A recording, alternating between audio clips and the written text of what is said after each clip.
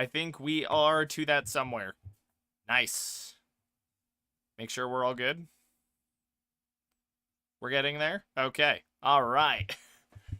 Audio all good? Can we all hear me? Can we hear me okay? Mic check 1, 2. I haven't done a non-Broncos game since the Super Bowl. It has been a minute, dog. I was doing a little bit of let's go Ender games. Woohoo! I have it's been a while since I've done a non-Broncos game. I don't think I've done one since the Super Bowl when the Eagles, kicked the ever-loving hell out of the Chiefs. That was a good day. Chiefs lost today. They, in fact, lost. You and I were talking about that, Ender Games. You and I. Chiefs on fraud alert. So here's what we're going to do. We got about 10 minutes until kickoff.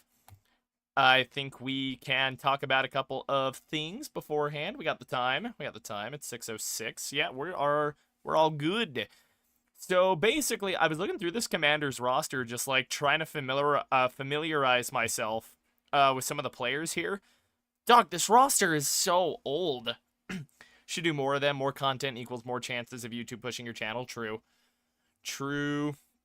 I think I just need to get into the timing that I did today. It really, really helps that today was an 11 a.m. kickoff for the Broncos. Just because I had the chance to get the post game out during the afternoon games, and then which that premiered I think a half an hour ago. That premiere might just be ending. And then now that I can do the Sunday night, and I could do that during other games as well. I would have to look ahead on the schedule and plot things out. We're going into uncharted territory. I think this is maybe the first or second regular season game where I'm not calling the Broncos. And I know they're gonna have their bye week and everything, so I'll probably do multiple calls on that day as well. Yeah, no, it's gonna be fun. I'm excited. But like I said, I was looking at this Commanders roster, dog. They are so old. George Fant, 33. Trent Scott, 31. Tunsil, 31. I didn't realize Tunsil had been in the league for 10 years. What do you mean Tunsil's been in the league for 10 years? And defensively, Sheldon Day's 31. Eddie Goldman's 31.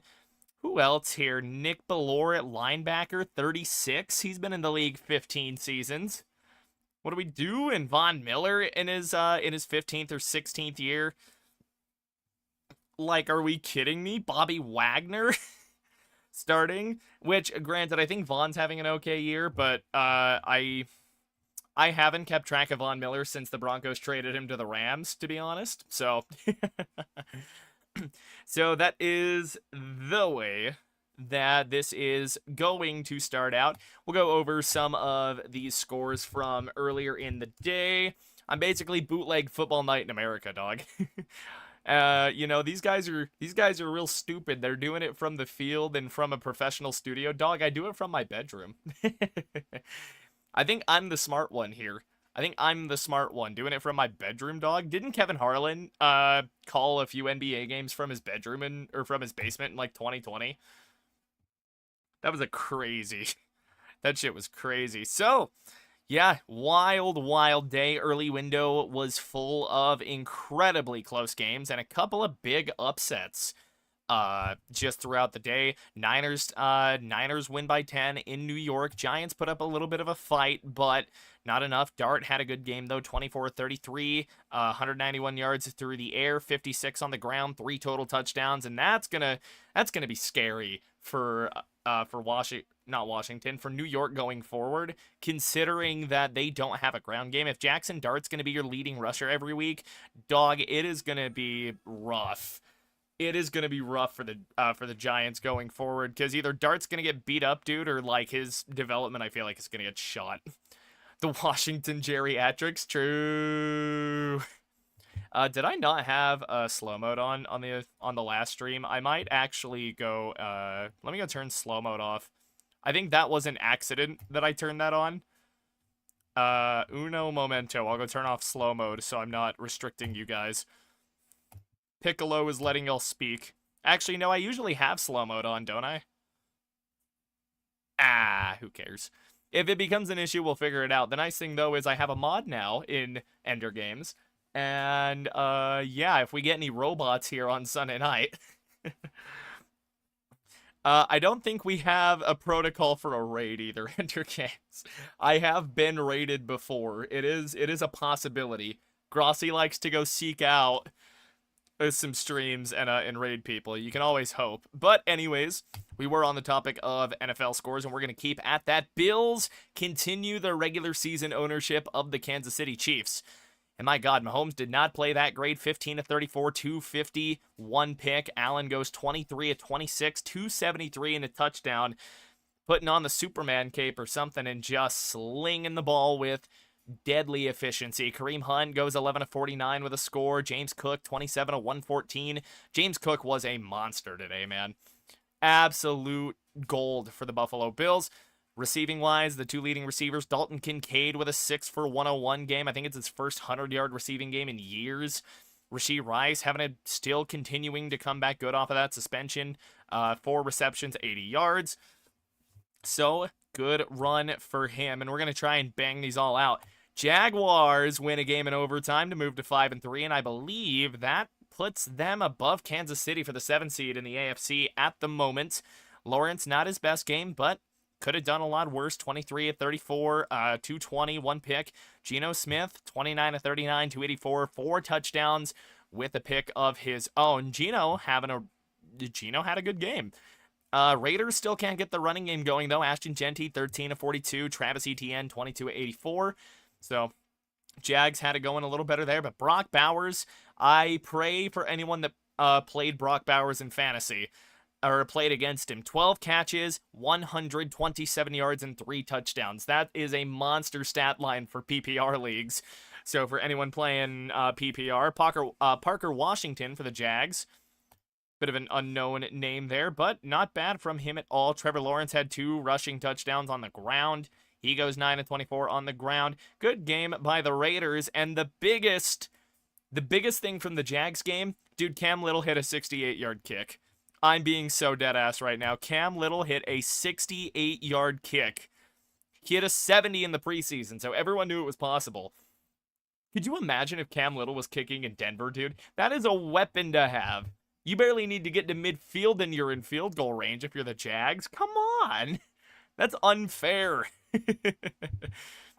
Dude's the Barry Bonds of kickers or something, because he is just booting balls into the stratosphere.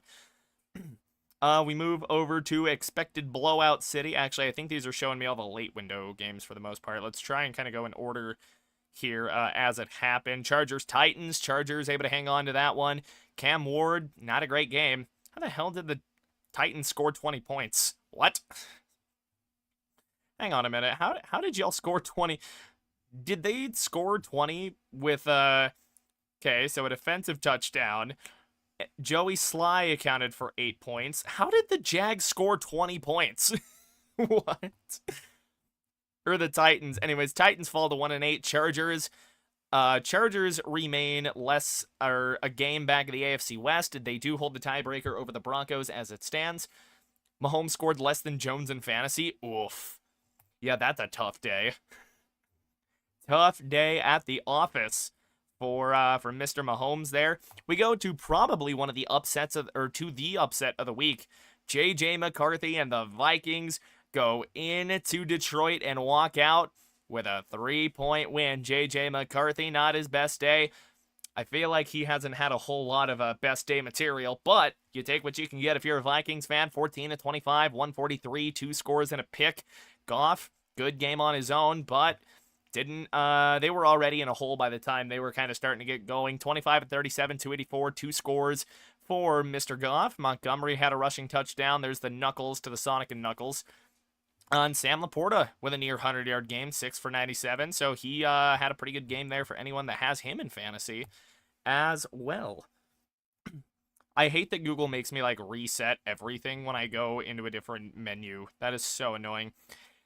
Pats moved to 7-2, able to outlast the Atlanta Falcons, 24-23. Michael Penix, really good game from him, 22-37, 221, 3 scores.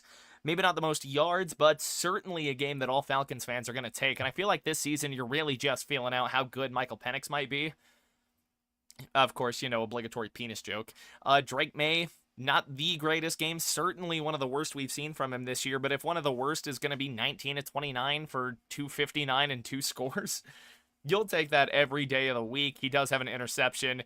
Neither of the running backs did a whole lot. Travion Henderson, 14-55. Bijan, 12 for 46. Drake London goes off, 3 receiving touchdowns, 9 catches, 118. Demario Douglas had his own good game, 4 catches, 100 yards, and a touchdown. We will breeze over a couple of these scores. I believe we are very much nearing kickoff here on Sunday night, and it's probably going to be a good one. Colts do lose a stinker in Pittsburgh. I think Perna's curse wheel got him a little too hard. Ender Games has been very sad about that, and I made them a mod because of it. Broncos able to come back again against the Houston Texans, and my God, it's 2011 all over again. I talked about that in the post-game episode that just premiered, give or take 45 minutes ago. So after this, if you want to go check that out, feel free to do so. Bears win a shootout in Cincinnati. I think Joe Flacco went for like 470. Panthers definitely putting up a fight for upset of the week. 16-13 win on the road in Green Bay with a field goal in the final seconds to walk it off. How you feeling, Carolina? Let me know in chat. Rams, they blew out the Saints. Nothing too special there. Bills able to outlast Kansas City. Matt Prater with a missed field goal in the final minute and a half. And yet the Bills defense able to hold on to a crucial win. And we did already touch on that. Overall, it's been a great week of NFL football. Definitely an improvement over last week. I feel like last week was just full of blowouts. And now we are almost ready for kickoff here on Sunday night. Don't forget to like this stream, subscribe if you end up enjoying what you are going to hear. They might be running one last commercial break, and then we will be off. And I'm going to be, I'm going to be chugging so much water for this game. My voice is already a little bit cooked from the Broncos game and doing the post game. So, the voice is still going strong, but I'm probably not going to be able to say jack shit tomorrow. We are going to get another commercial break before kickoff, so don't go anywhere. Be sure to share the stream with your friends. I am going to go grab a Gatorade real fast, because Gatorade good. We all know that Gatorade good.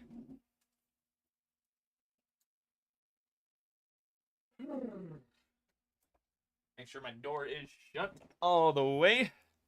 Okie doke. It is, I think we're in for a good one tonight. Look, I think the Commanders are a little better than their record, even if they aren't playing the best football, per se. And it's going to be interesting to see how this game goes. I think Seattle definitely has the edge. I think they have more youth. I think they have more speed. And I do think that Seattle is just the out-and-out better team here, but I don't want to discount Washington, not while they got Jaden Daniels back. Ooh, here we go, Ender Game. Fire drill. Hide user. I'm usually pretty on top of these as well, but do be ready for the bots tonight. Especially with it being on Sunday night, I would be very, very shocked if we don't get more than that. So, be ready to start killing some robots tonight. The reverse Terminator, if you will. I hate that put them to number 2 on the thingamabobber. That makes me sad. That makes me so sad. Alright, I'm going to pop that back out. I refreshed, my stream page, because first, it's being weird. It doesn't, give me, a live catch-up on my own feed. So it's being finicky like that. Hate that. Hate to see it, but it is what it is. Can I open my Gatorade, please? More Uber Eats commercials. Oh, boy. Ooh. All right, how many commercials are we gonna get before kickoff, dog? I was told that this game kicked off at 6:15. Allegedly, it kicked off at 6:15. It is 6:20 and nothing has happened yet. Oh, here we go. Finally. Fucking finally. Certainly in a little more of a casual setting here, but I am gonna get in the old commentary bag. I was trying to research the rosters as best I could, so I'm gonna try my very best here with some of the names. Here we go. Seahawks are gonna be without Cooper Kupp tonight. That is a little bit of a hit to the receiving core. So it's going to be up to the guys like JSN. There's a couple other guys that I was looking at here. We're going to get to the roster. It's going to be up to, JSN, probably Jake Bobo as well. I expect to get some looks. Torrey Horton's a rookie, so is Ricky White.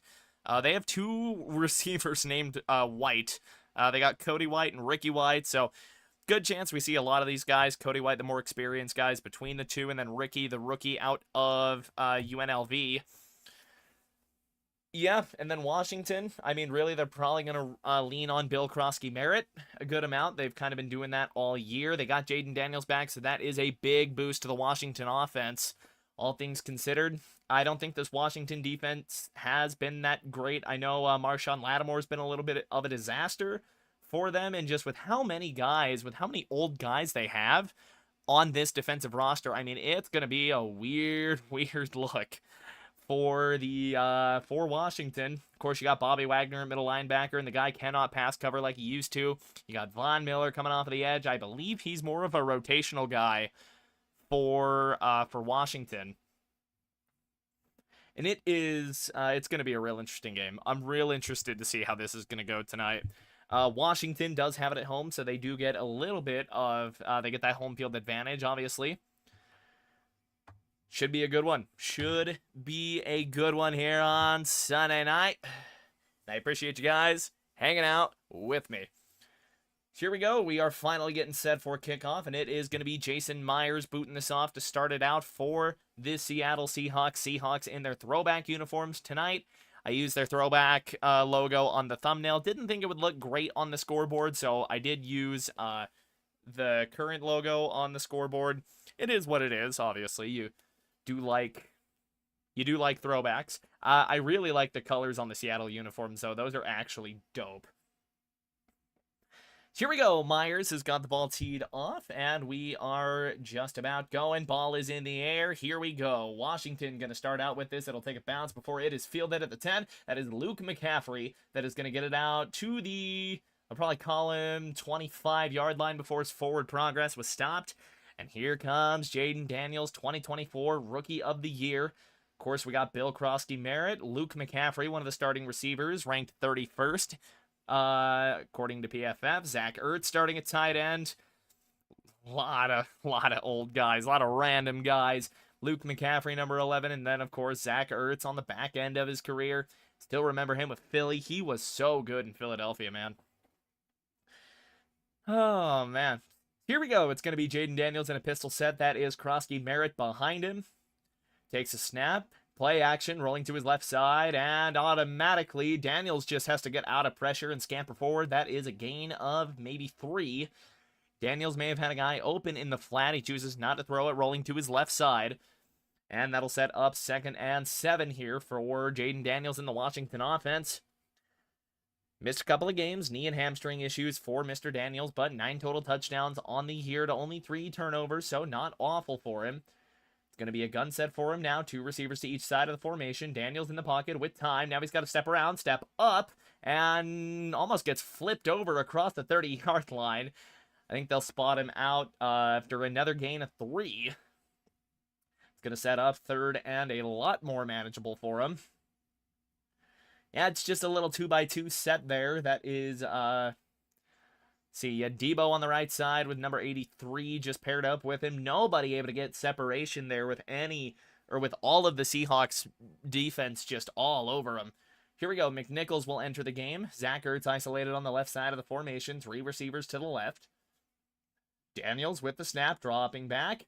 Now with time, rolling right, finally throws it, and he's got a guy. That is Zach Ertz coming left to right. Hello, Ender Games. I did have to nuke a bot. Was taking trash out. I also took some trash out in the form of a robot.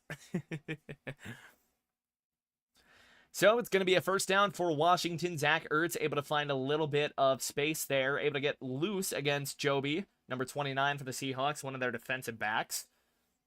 And Zach Ertz, he doesn't do it with speed anymore. It's just a little bit of shiftiness. We'll see Daniels go under center now. That is Krosky Merritt in the backfield with him. Going to motion number 83 to the right side, left to right. Daniels play action bootleg going right now, just trying to get out of pressure. And he throws up a jump ball for number 87 there, just trying to throw it away and stay out of a sack. He does, barely. Number 0 for the Seahawks basically had his jersey in hand, ready to rip him down. That'll set up second down, number 0 for the Seahawks. Let's see who that is. That is DeMarcus Lawrence, longtime veteran, longtime Cowboy, before making his way around a couple of teams. Don't forget to like the stream. It does help get me out. Here we go, 2nd and 10. Daniels in the gun. They're going to motion Deebo Samuel right to left from the slot. They're going to screen it out to Deebo now, and Deebo gets hit immediately. Able to fight forward for a gain of 2, maybe 3. We got a flag down on the field, so our first penalty of the night. And let's see who it's on and what it is. It is Bill Vinovich. And it is a personal foul, blindside block on Washington. So big penalty on him. And that will, they'll replay 2nd down. A huge penalty there for Washington on this opening drive. Might not be able to stay long. Do need to get to sleep because I got to wake up early. I do too for work. I understand that, though. So they get Tyler Bidet for it. That's not a Bronco running back. I can't pronounce his name. 63, the center, Tyler Biatz. Yeah, whatever. Some of these guys have weird spellings to their name. So it's going to be a 15-yard penalty, and it is 2nd and 25. Washington backed up now to their own 26-yard line. They basically need the 50, or the opposing 49. Daniels taking it in the gun, now rolling. He's been under pressure all night so far. He's just going to have to tuck it and run, grab a couple of yards there, and that is going to make it 3rd and a county mile now for the Washington Commanders. Whew. Seahawks got a nice mix of new and old on that defensive front there. Nuwosu, one of their linebackers. Devon Witherspoon's been a cornerstone for him here for the last couple of years. Kobe Bryant's a decent safety for him. You got Reek Woolen still. He's not having his best year, though. 104 out of 113 corners on PFF. So here we go. Daniels going to empty it out. 3rd and 21 now from their own 30. Daniels takes a snap, 5-step drop. Getting sad, launching one over the middle, and he's going to find Zach Ertz there to get him to about their own 39. So they don't even get, they hardly get anything back off of that, and that is going to bring out the Washington punt team and the Seahawks return team. Time change messing me up. I feel that. I didn't even know the time change was happening until I was up late as shit last night, and it went from 1:59 to 1 a.m. It was wild. So far tonight, Jaden Daniels not getting a whole lot of help from the O-line or the receivers. Nobody able to get open, it seems. Washington covering up, Seattle covering up very well. There is Tress Way to boot that thing away.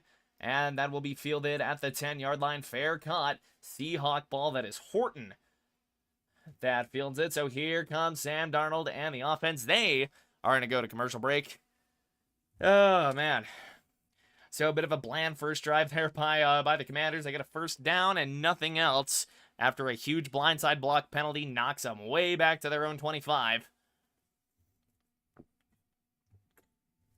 And after that, nothing doing. I had to get back in my bag here. It doesn't help that I really don't know any of these teams. So I'm kind of, I don't know, we're working in a bit of an uncomfortable situation here. But we're going to make it work. Unsuccessful drive for the Washington offense there. And I don't really have anything to do in commercial breaks. Not at the moment. Because all the other games are done. We, of course, are waiting on Monday night tomorrow, which I'm probably not going to be able to do. I think I'm either going to be working on a gaming channel video or winners and losers. Plus, I got to go to the gym tomorrow. That's a commitment I have started making once again. So yeah, if you wanna see gym updates, I guess on the channel, let me know. So is Terry McLaurin not starting? Hang on. Commanders injury report. This is something else I should have gone and seen here. So we've got inactives for both teams from Hogs Haven. I think that is the SB Nation. Yes, SB Nation for the Commanders. So who do we got out? Johnson McLaurin is inactive tonight. George Fant's inactive, and so is Colson Yankoff. Damn it, I wanted to say Colson Yankoff in a live broadcast. And then the Seahawks. Seahawks are down Jalen Milroe. That's the emergency third quarterback. No Cup, no Bobo for them tonight. No Derek Young. So Seahawks down a good amount of guys, as are the Commanders. So a bit of a rough go for both teams here. Couple of depleted teams. But they are going to have to make it work here. We are back. Of course, they're running down some of the old high school and college photos for both of these quarterbacks. I know Jaden Daniels played at Arizona State? What? Jaden Daniels went to Arizona State? Or is that a different Q that I don't know? Anyways, Darnold now getting warm up on the field. Darnold's really turned his career around, man. Going from a career cast-off, a guy that maybe you'd keep as a backup, did a year in San Francisco before making his way to the Great White North over in Minnesota. Has a good year out there. Kind of has a bad Week 18, a bad wild card. Now he finds himself here in Seattle. 1st and 10, single back set. Kenneth Walker behind him in the formation.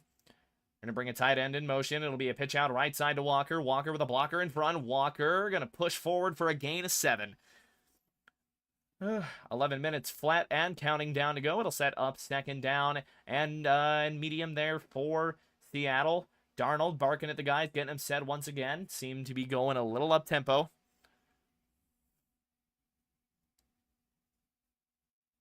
Darnold, 3 receivers stacked to the left side of the formation, one of them, or to the right side, excuse me, one of them being Walker, 2 receivers splayed out to the left.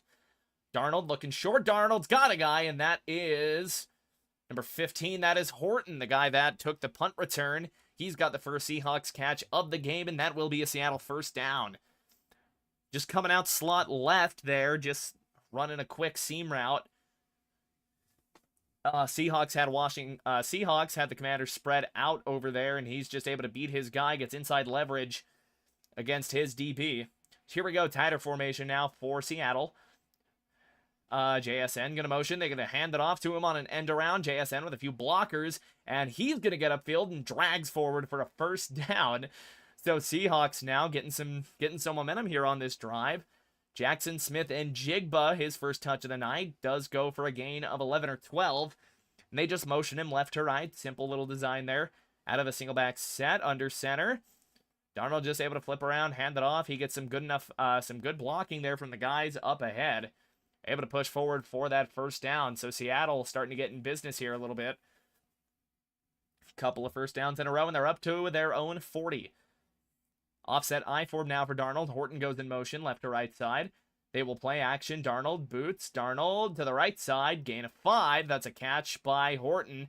Able to get both feet in bounds along that right sideline, but we got a flag down on the field. What are we going to call? It is something on the offense, and they call it personal foul on the fullback, on Oltz. So wipe that away. That is a 15-yard loss. I think they call an illegal chop block on there. He's blocking Goldman on that bootleg. Kept him out of the play entirely, but draws a 15-yard personal foul. So both offenses now with a personal foul penalty that could end up killing the drive. We'll see how the Seahawks respond to this. 1st and 25 now. Of course, Washington did have it 2nd and 25, so another play for the Seahawks to work with. Darnold coming out in the gun. Getting set, Kenneth Walker to his left. Tight end motioning around a little bit. That is big number 88. I believe that might be Nick Vanette. Darnold, 3-step drop. just slings it over the middle. That is Smith and Jigba, and Jigba will slide down at his own 38-yard line. So Washington getting a gain of 13 on that, or Seattle. Jeez, I got my teams confused, and my states maybe. This Seattle offense is getting it moving, and I am not warm at the moment. Maybe I should have done an afternoon game just to stay warm a little bit there. I do not know all the players. 88 is A.J. Barner. Who was I thinking of? They have a tight end. They had a tight end named Vinette. Okie doke. Here we go. Kenneth Walker going to motion left to right. Darnold will screen it out to him, and they whistle the play dead. That is a false start on Seattle, so that's going to back him up once again. So Seattle with another penalty to shoot themselves in the foot even further. The false start on Lucas, number 72. The big man right there, and that neck roll makes him look even bigger. Darnold certainly doesn't seem happy. And the uniforms the Seahawks are wearing, celebrating their 50th anniversary in the National Football League. Of course, we've seen the anniversary uniforms before. Many teams have worn them. Broncos, obviously, in 09, they wore the old AFL uniforms for their 50th. Charbonnet will check into the game there, and he will set up to Darnold's right in the gun. Horton isolated left side. Smith and Jigba now going to join him over there. No, he will join Darnold in the backfield. Darnold getting the guys sent. Play clock to 4. They get the snap off. Darnold, 2nd and 17. He's got it out to JSN. And JSN is going to get almost to the first down there. Gain of 15, it looked like. 14 or 15. And that will get him into a way better third down situation here. 3rd and 3, give or take. JSN just runs a little bit of a wheel route. Stops there when he's got an opening in the zone. And then just pushes it forward down to the 30. So Seahawks, despite the shots to the foot, they are starting to get a move on a little bit here. And that's going to give them 3rd and 3. So much more manageable. Bobby Wagner trying to get the Washington defense set up. It's going to be an empty set for Darnold here. Gets the snap off with 1 on the play clock. Darnold, short drop. Darnold dancing. Darnold, he's got a man, and that is A.J. Barner. He fumbled it, but he's able to gather it back into himself there, and that will be a Seattle first down. And they keep it moving. They needed 3, and they got more than that. That's for damn sure.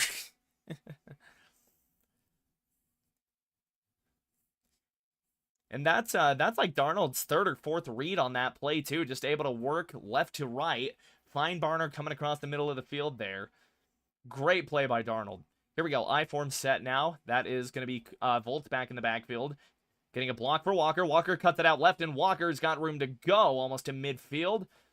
That'll be another Seattle first down. And that will get them, I believe, up to about the 45-yard line. Or to the 35, to the Washington 35. Excuse me. Jeez. Okay, I'm not warm. I had to lock in a little bit here. My brain is cooked a little bit. They get them out at about, looked like the 38. All right, I had to lock in from the Washington. Okay, yeah, here's the problem. Washington 32. Darnold in the I-form set will hand it off to Kenneth Walker, and Walker will get him on to the plus side of the 30 down to the Washington 26.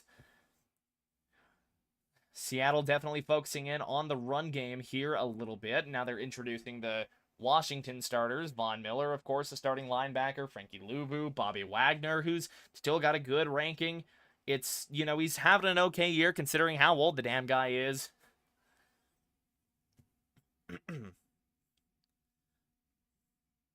So here we go. Once again, Darnold will remain under center. Bit of a heavier package now for him. 2 receivers, 2 tight ends. Darnold takes a snap. Will hand it off once again.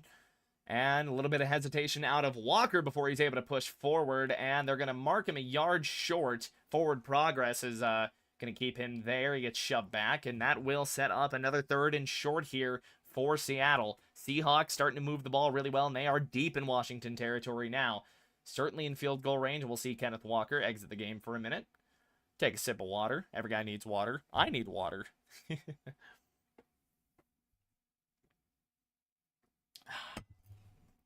I completely muffed up the one guy's name. It's going to be Barner taking the snap here to QB sneak it. And we got flags everywhere, and that is going to be a false start on Seattle. Somebody flinched on the line there while Washington was getting antsy. And that is going to back them up 5, set up 3rd and 6. So that tight end sneak opportunity that they had suddenly goes away. And Barner had the first down on that too if he was able to stay committed to the sneak there. Unfortunately, we had a bit of a false start, and I think it was Barner himself that false started trying to take the snap.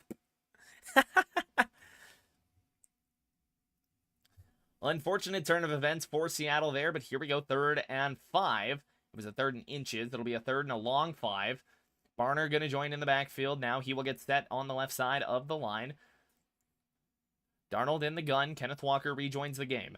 Darnold takes a snap, 3-step drop. He's going to sling it out to Walker on a bit of a Texas route, and that is a first down, and he's able to crawl forward for more. Nobody touched him down. Ball's out. Where are they calling this down?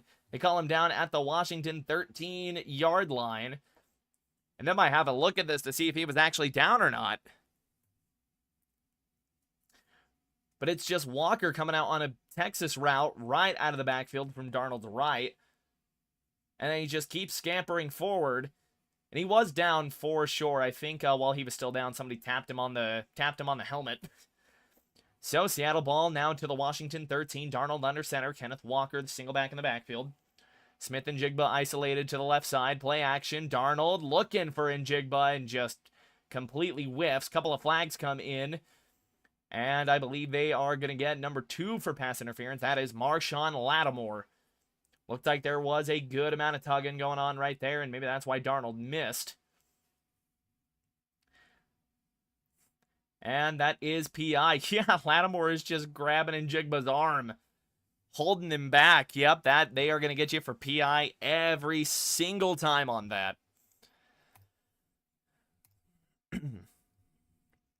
So it's a spot foul, and it will make it 1st and goal now for Seattle. 3:48 to go here in the first quarter. Seattle driving, 1st and goal. Washington trying to hold him out of the end zone. Seattle trying to put the first points on the board. It's been a very prolific offense here for Seattle pretty much all year. All right, play clock, I believe, has started now. Seattle still in the huddle. Now they're going to come out here. Smith and Njigba over with a tight end on that right side. We're going to see Horton motion left to right. He'll get set kind of in the backfield. Hand off to Walker, and Walker is going to get absolutely devoured by a couple of Washington Commanders. That is 39. And one of the other guys, I believe one of their other defensive backs that came in on that, or maybe just a slim linebacker, able to come in and sweep him up. Goes for a loss or no gain at the very best. 2nd and goal now for Seattle. They've got a camera shot there of Cooper Kupp. Of course, Kupp is out of this one. Here we go. Single back set once again for Darnold. 2nd and goal from the 4. 82 will go in motion. That is White. Bootleg, left side. Darnold resets. Throws it to the end zone. Touchdown, Seattle. Flag down. Horton with the touchdown reception. We'll see what the flag is. This might be defensive pass interference, and if that is the case, it will be declined. It is defensive pass interference, and that will get declined. Touchdown, Seattle. Let me scoot the ball over a little. That was a little too close to the score. So, Seattle will be the first ones to get onto the board here. It's just a good design, play action, bootleg for Darnold. And they call it on 23. Who'd they call that on? The camera angle on the replay wasn't that great to show who the call would have been on. It's Lattimore that gets beat on the play. So now it'll be Myers on from the left hash to kick this PAT. Here's the snap. It is down. Kick is up. It is good. 7-0. Seattle Seahawks. So Tim Horton, or not Tim Horton, Horton with the touchdown reception. Left side of the end zone there. Marshawn Lattimore draped all over him. Marshawn Lattimore's having a rough season, man. Marshawn Lattimore is not having a good year. Now I'm curious. Torrey Horton, okay. maybe I thought T and Horton. I'm like, oh yeah, Tim Horton. So that is going to take us to commercial break here on Sunday Night Football. Both teams have had a possession, and it is Seattle able to overcome some rough penalties. They had a personal foul penalty of their own. Washington's defense just unable to stop them at all. So, yeah, like I said, we are in commercial break. Hope everybody's NFL Sunday was as good as mine. Broncos pulled out a massive win over the Houston Texans to stay on top of the AFC West. Chargers did win today to keep it within a game, but Kansas City takes a huge loss, and I think that knocks them out of the AFC playoff picture for the time being. If I remember right, Jacksonville holds the 7th seed over KC with the tiebreaker because they won that head-to-head matchup. Let's see if I can pull this up here. Playoff picture. I don't think I finished spelling the word picture. I did not. But we can go look at the playoff picture on NFL.com because, my goodness, that Chiefs loss to the Bills, I think, knocked them out of playoff position right now. Let's have a look. Waiting for it to load real quick. Seattle coming fresh off of a scoring drive. It was Torrey Horton able to catch it on the left side when Lattimore draped all over him. So yeah, let's take a look at this. Yeah, it is the Jaguars holding the 7 seed. Knocks the Chiefs down to the 8 seed here. Chiefs do still have the better playoff probability. And I tell you what, Texans get knocked down hard. They got knocked down hard in the playoff odds. 25% for the Houston Texans. Ravens are up to 50% after their Week 9 win over the Miami Dolphins. So we are back now on Sunday Night Football, running the Skycam, of course. I'm not going to read who the sponsor is because they're not sponsoring me. I'm too small to have sponsors. Here we go, Jason Myers getting ready to boot this thing away. Washington looking to respond in kind. They were moving the ball a little bit before a personal foul pretty much ruined their possession. That will be knelt down in the end zone for a touchback, and they are going to have it out at the 35-yard line. Looks like somebody lost their mouthpiece somewhere in there.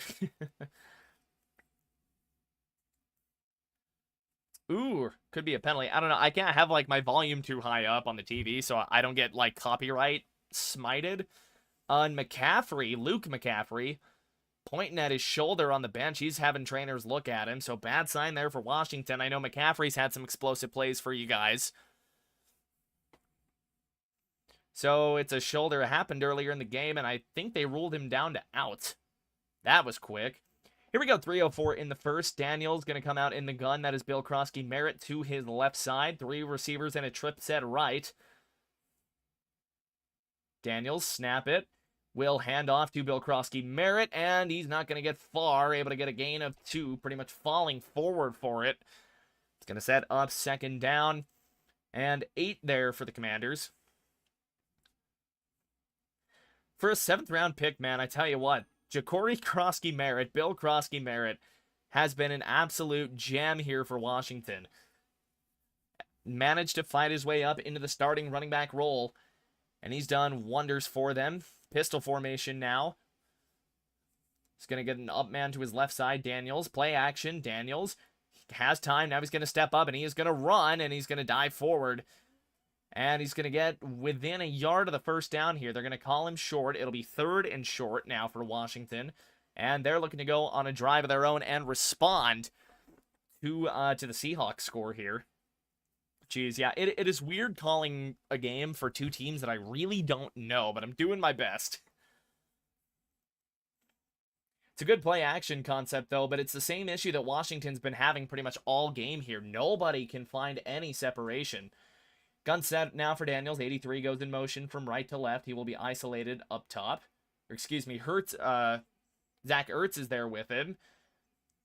Daniels back. Daniels able to find Zach Ertz there just on a little bit of a route. Here we got a flag down. That is Amanawore, I think is how you pronounce that. Number 3 for the Seahawks in coverage. And we'll see what the flag is. I thought Ertz moved a little early on that play. We'll see if they call... It is going to be defensive holding on number 3, and he was grabbing all over Zach Ertz on that play. So they do get Amanawore. And yeah, no, that's absolutely right call. He was pretty much draped all over You know, you have the 5-yard rule there where you can hand fight with the guy a little bit, but after 5, you got to give it up, man. Single back set now for Daniels. 2 receivers on the right side of the formation. They're going to motion number 82, and they'll toss it back to Bill Krosky-Barrett. Krosky looking for any sort of lane, and he's able to fight forward. Looks to be a gain of 3.5, 4 there. Washington's run game hasn't really been there tonight outside of Jaden Daniels. Of course, it is only their second possession. We got 70 seconds left here in the first quarter, so maybe another play or 2 before this comes down to an end. A little bit of tempo here for Washington. Now they get set at the line rather quickly. 2nd and 6. Daniels going to come back out in a single back set. Merritt will remain in the backfield. 2 receivers to the right side now. 82 goes in motion. And they'll flip it back out to Merritt. And Merritt's got a lane. He's going to make a man miss. Oh, no. Witherspoon able to keep him wrapped up until the reinforcements can get there at the 40. And they get him out to the 41-yard line. So it's going to set up 3rd and more favorable here for Washington. They got stopped earlier. Obviously, they had a 3rd in forever. Witherspoon with a little bit of turf in his helmet. Had a teammate laughing at him while they were picking it out. Really, you know, Bill doesn't need to try to make a guy miss. I think he could beat Witherspoon to the edge and at least try and run through him. Just retain that momentum. Regardless, 3rd and 1. Zach Ertz goes in motion from right to left. It's going to set up as a blocker. I believe that is McNichols, and he is going nowhere. Stuffed at the line of scrimmage. And I tell you what, that was not Bill Krosky-Merritt. That's going to force a 4th down, and we'll see what Washington decides to do when we come back to the into the second quarter. My goodness, that is the end of the first quarter here on Sunday Night Football. 7-0 Seattle. Bit of an interesting start so far. 3 total possessions in the first quarter is kind of wild. I really didn't think Seattle took that much time off the clock, but as it turns out, they did. They absolutely did. Who was that guy in at running back for Washington? Was that yeah, that was McNichols going out. I don't know why you know, Bill Krosky is already kind of running hot for you tonight. I don't know why you pull him for McNichols on 3rd down. Do you not trust Bill to get you a yard? Bit of a wild choice to me, to be honest. Bit of a bonkers choice to me. Once again, we are in commercial break here on Sunday Night Football, so you do not need to worry about missing a thing. Oh, man, I tell you what, I am riding high off of that Broncos victory earlier today. Able to tie themselves for the first seed in the AFC. Of course, you do have the tiebreaker. Indy has the tiebreaker just by winning the head-to-head. And as it stands right now, I mean, it's shaping up to be an interesting AFC playoff, or, you know, run to the AFC playoffs, because there are so many good teams in the AFC this year. Like, when just, my God. Pittsburgh able to pick up a win, a little improbable, and that definitely puts a dent in the Ravens' comeback story, but you know, it does knock the Colts down a peg a little bit, kind of knocks them back down to the rest of the pack. And for the Broncos and the Patriots, I mean, that's everything they could have asked for. Oof. No, it's going to be a very interesting race to the AFC playoffs. Right now, like I said, Colts in the 1 seed, Pats in the 2 seed, Broncos in the 3 seed. Broncos up to a 91% chance to make the playoffs, as are the Indianapolis Colts. Steelers currently hanging on to that 4 seed, champs of the AFC North if the season ended today. Bills at 6-2, coming off a big win, but they are chasing the Pats right now. Pats kind of have a half game over them as it sits. Bills have already had their bye week. Chargers in the 6 seed at 6-3, and they've got a pretty decent chance to make the dance as well, 71%. Jags in the 7.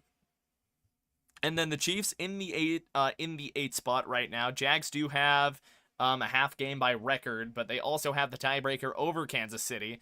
Kansas City right now, their playoff probability sitting at 68. Here we go. Washington is going to come out and at least act like they're going to snap this on a 4th and inches. Daniels under center. They're going to motion Debo just in a little tighter. They do snap it. It's a play action. Daniels rolling. Daniels barely gets it off. That is number 87 over midfield, and that is going to get into Seattle territory. First down, Washington. That is, let me go find the guy. God, I got to memorize the names here. That is John Bates. Just lined up on that right side there, just barely off of the right tackle. Just a nice play action, fakes it to Bill Krosky, able to toss out a little flat route to Bates. Bates runs a good route on it, able to get out quick. First down, Washington's in business at the Seattle 48. Pistol set now for Daniels. Debo's going to go in motion. They're going to hand it to him, or a little jet touch pass. He's got a few blockers ahead, and he will be able to fight forward. That is another gain. Another big gain there. They get a gain of 8 or 9, and we have an injured Seahawk down on the sideline. That is Joby, number 29 for Seattle. Joby, I gotta go find the corners. Joby, fourth-year man out of Alabama. He goes down. He's been one of the Seahawks starting corners this year, and he's been pretty good for him as far as I can tell. Yeah, 6 pass defenses, most on the team, 34 tackles. He does have a pick for him this season. We'll see what kind of ended up happening here. Oof. That's a case of friendly fire. That is Okada, number 39, coming in and just decking Joby. So Joby probably just a head-to-head shot, and immediately I think Joby's going to the blue tent here. He does get up and walk off under his own power. So that is a good sign. I do hope Joby's okay, but that was a shot that he took pretty much right to the face trying to tackle Deebo Samuel. Jeez Louise. Man, I don't think I'm up past my bedtime, but my God, it feels like it. 14:09 and counting down to go here in the second quarter. I'm going to pull the mic a little more over here. 2nd and 1 now after the gain of 9 by Deebo Samuel. Single back set once again. Deebo in motion right to left. They'll toss it to Bill Krosky. Merritt on, and he is going to get stuffed for a loss. The Seattle defensive front putting up a wall. And they're going to tag him for a loss of 1, maybe 2 on that. I believe that was Hall that got the penetration in almost immediately. Big number 58 for the Seahawks. Just able to swing in around Laramie Tunsil and pretty much just bully him. He gets an arm wrapped around in there, able to get Krosky Merritt and just freeze him in place. Rest of the cavalry arrives, and there, when it's all said and done, there's about 5 Seahawks on top of him. So they lose a yard. That sets up 3rd and 2. Daniels going to come out in the gun. That is Krosky Merritt to his left. 3 receivers on the left side. Daniels, quick drop. Daniels dancing now. Daniels rolling. And flag comes out. That is going to be a holding call, so this is coming back. But as it sits right now, it is a first down run by Jaden Daniels. Look to be a gain of 7 or 8 on 3rd and 2. 13:06 to go here in the half. Ooh, and it's a personal foul. They get a face mask on one of the offensive linemen. That is number 75, I believe, for the Commanders. Let's see if I can figure out who that is. That is Chris Paul, one of the guards out of Tulsa. And yup, just gets a hand right into number 13's face mask. He gets held. He takes his helmet off mid-play. Surprised they didn't call that. Chris Paul, they tag the 4th-year man out of Tulsa. So, instead of 3rd and 2, it's 3rd and 17 now from their own 45. Ertz will go in motion from bottom of the formation. Daniels, deep drop. Daniels has to get this up before he gets plastered. And that is intercepted. That is Okada, number 39. Just a desperation heave by Jaden Daniels. Just hangs up in the air way too long. Safety able to come up and snag it. Able to get both feet down. Even with a Washington receiver trying to force him down and out of bounds. They actually might be reviewing this. Oh no, that's a pick. That is Lane that tried to force him out of bounds. And that is a turnover by the Commanders. Jaden Daniels throws a pick. I believe this is his first game back after being hurt against the Cowboys. So rough go for him. And, you know, it's the same thing as they did in the first drive. Same thing that happened first drive. Washington had something going. They have a 3rd and short, or they have a 2nd and short. They have not first down and short. and it's a personal foul penalty that shoves them back 15. Goodness gracious, Washington shooting themselves in the foot so far tonight. Has not been a good look for them so far.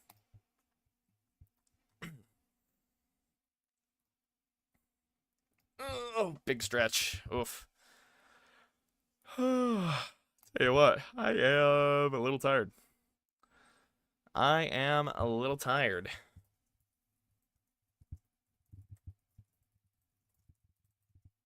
I'm going to make a few edits here to the stream description and all that fun jazz.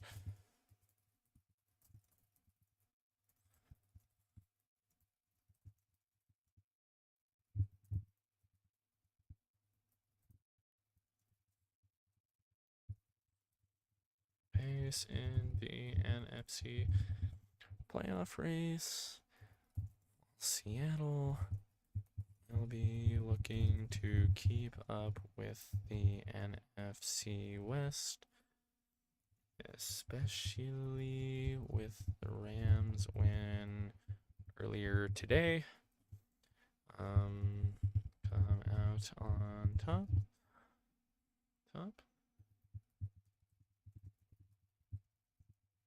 On a special Sunday night football edition of Crushin' It. So it's Ty Okada with his first career interception, third-year man, just able to jump up, and he's been dreaming of that moment for a long time, I imagine. And what a grab by him, too. Just an absolute toe drag swag catch while he's sideways falling to the ground. The entire Seahawks side, or at least 32, was freaking out. That guy had eyes wider than a deer in headlights. Goodness gracious. All right, I'm done messing with the stream description and such. Here we go. 1st and 10 from their own 40-yard line now for Darnold and co. That is Charbonnet in the backfield, and they will play fake it to him. Darnold rolling left. Darnold looking. Darnold winds up and throws, and he's got Smith and Jigba across the 50. Down to the Washington 45. Gain of 15. And that's going to set Seattle up already in Washington territory. Jaden Daniels looking real pissed at himself. And understandably so. That was certainly not his finest moment. Washington looking to build on a 7-0 lead here. They come out of the huddle and they get out of it quick. Hand off to Zach Charbonnet trying to go left side, and that is going to get denied. Big number 97 there for Washington. That is Eddie Goldman, longtime vet, 31 years old. Sets up 2nd down now. That play doesn't go anywhere. Clock ticks below 12 minutes here in the first half. And we are on a race to halftime. Feels like we've barely been going half an hour. I am going to fix a thumbnail here. I don't think the old logo's doing a whole lot for me. So 2nd and 10 after the no-gain run. That is going to be Darnold in the gun. 2 receivers, top of the formation to the left side. Darnold taking the snap. Quick drop, quick throw out to Jackson Smith and Jigba. And he is going to fight forward. Looks to be a gain of about 6 there. And we got a little bit of pushing and shoving. That is Marshawn Lattimore getting chippy with one of the Seahawks wide receivers. That is, let's see here. That is Elijah Arroyo, rookie tight end out of Miami for Seattle, getting hot there with Lattimore. He did not like the, I don't know, just a seemingly extracurricular shove there from a guy. I need to fix this thumbnail. I think if I get the actual logo in, I might help myself out a little bit here. So I'm going to be, I put the wrong one on. Darnold under center, 3rd and 3. Darnold will hand it off to Charbonnet. Charbonnet with a lane, and Charbonnet inside of the Washington 30, down to the Washington 26. Down to the 26 for number 26, and the Seahawks have another 1st down. So far, they're starting to impose their will a little bit there. First, it was with Kenneth Walker, and now coming out in a 2 tight end set. They follow the tight ends. They get up to the 2nd level and able to flip out there down to the 26. So Seattle starting to cruise here a little bit and get some momentum going. They certainly have all of it, especially after the Okada interception.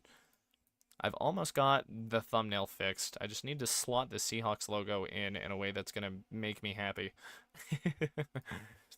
Okay. So they are going to go to a commercial break. I think somebody may have gotten hurt. So so yeah, Sunday night is now in a commercial break. SNF fix.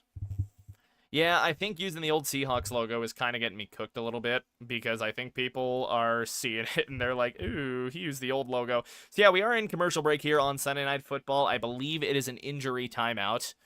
We'll see what that is here in just a few moments. Meanwhile, I am changing a few things with the stream. I thought using the old Seahawks logo would have been a cool idea here for the thumbnail, but it does not appear that anyone that has seen the thumbnail has agreed. Alright, so that should be fixed. Okie doke.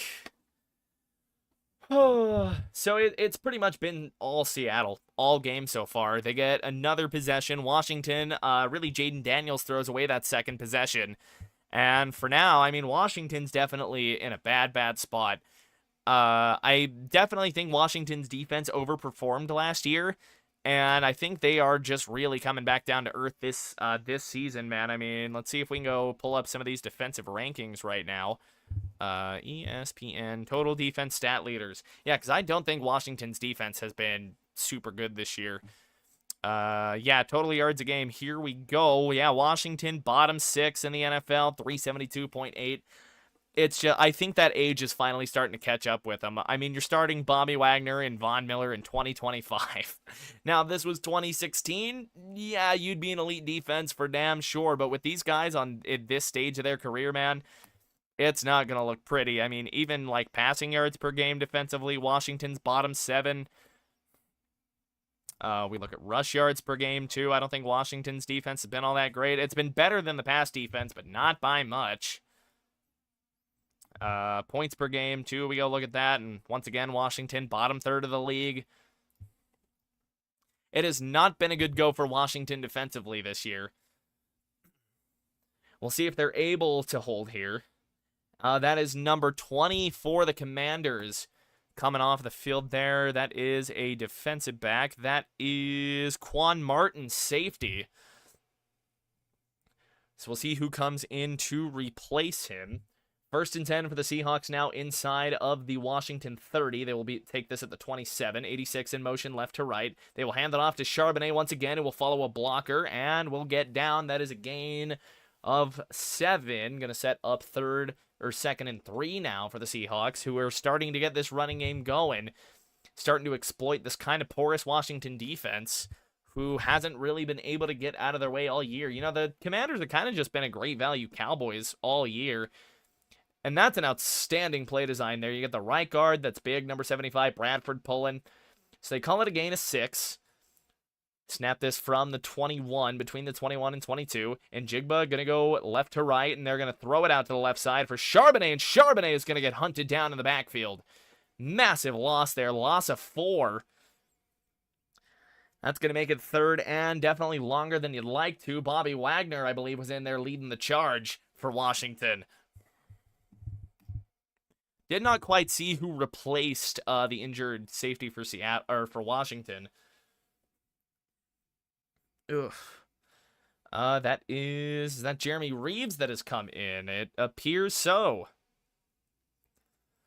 He's not having himself that bad of a year. It's going to be a gun set now on 3rd and 8 for Darnold. Charbonnet remains in the game. Darnold, 5-step drop. Darnold loading up. Darnold going deep and wide open in the back of the end zone. That is Torrey Horton. Touchdown, Seattle. Torrey Horton just comes wide open. Beats the Washington coverage and just fires himself into the end zone. Caps off a 60-yard drive off of the Okada interception. And who's on him here? That is number 0. That is Mike Sandersil, 2nd-year man, or 3rd-year man. And he just gets absolutely burned. Horton works himself wide open.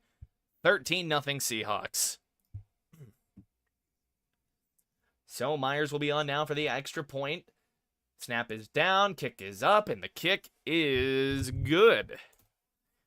14-0 Seahawks now.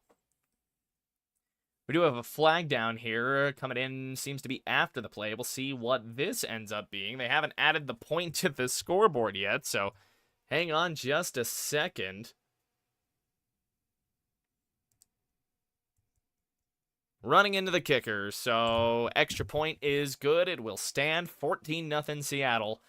And we'll see how they chose to apply this. I believe they're applying it on the kickoff. That is going to take us to another commercial break. Sam Darnold so far carving up this Washington defense. A defense that, again, I was kind of pounding on there a second ago.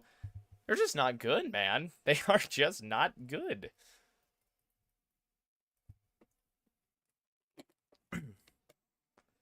So in a 14-0 game here are some of our stats. Darnold has not thrown an incompletion yet. 9 for 9, 116 with 2 scores.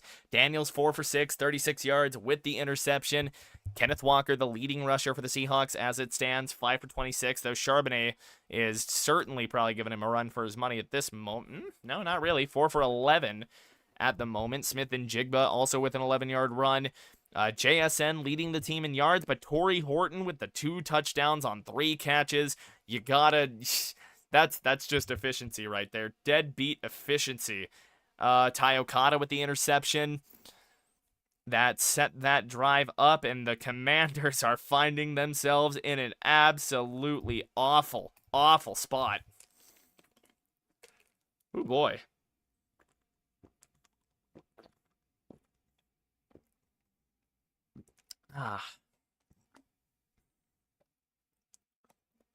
So this upcoming drive now for Washington is going to be crucial for the rest of this game here. If they can't find a way to respond after that, we could be into blowout territory here. Of course, come halftime, we'll have all the stats and numbers and analysis for you for Sunday Night Football. But if you are enjoying the stream, I would appreciate it if you liked and subscribe. Definitely helps get a guy out. So, send me something on Discord that's going to make me happy. All right. Pulling up my Discord. Discord is pulled up. What do we got? What do we got? Are you putting it in the server or are you DMing it to me? Chiefs are frauds. DMing. Yes, sir. Oh, that makes me so happy to see. Oh, that makes me so happy. Broncos undefeated at home. Alrighty, kick off now back to Washington. Fielded at the goal line. Out to the 15, to the 20, 25, and he fumbles it. Ball out, and it's Seattle football. Number 57, that is O'Toole that's going to fall on it. And Seattle is cruising for a blowout right now. Good God. Washington has turned the ball over on a kickoff. Oh, those standings are absolutely gorgeous. Yes. You do love to see it. I do, quite frankly, enjoy being on top. Congrats on being top of the NFL standings. Thank you.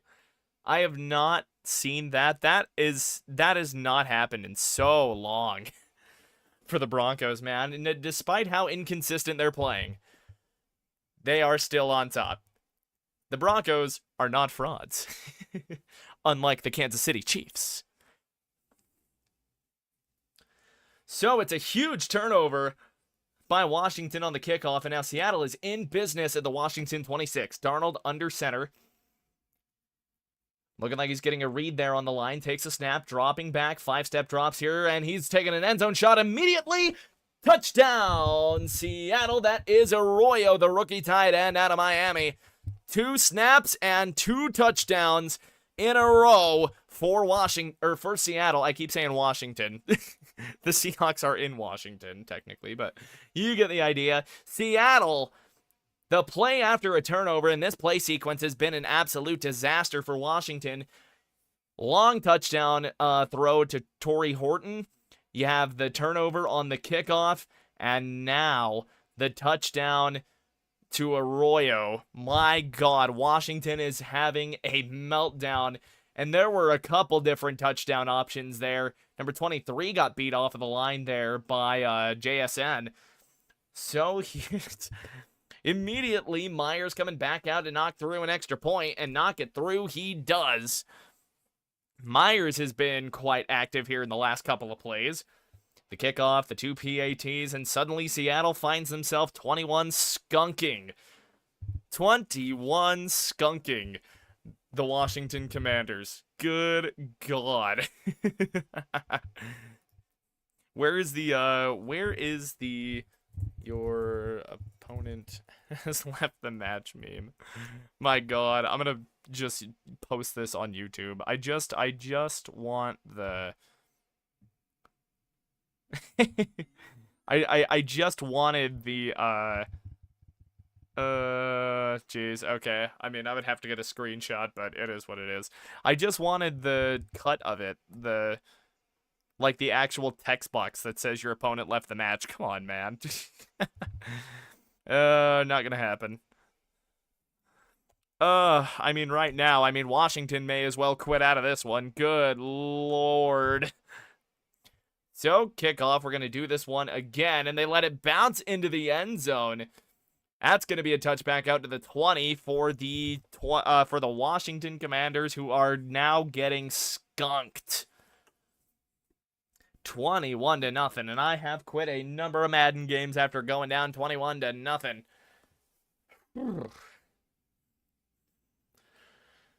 I mean, Washington's got to get up. I mean, they got to get any sort of momentum going now for themselves, because right now it is all Seahawks.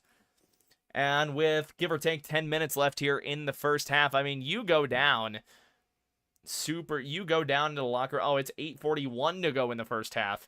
Here we go. Daniels in the gun. That is Krosky Merritt to his right side, I believe. Daniels takes the snap, play fake, quick throw, and it bounces in and out of the hands of Bates.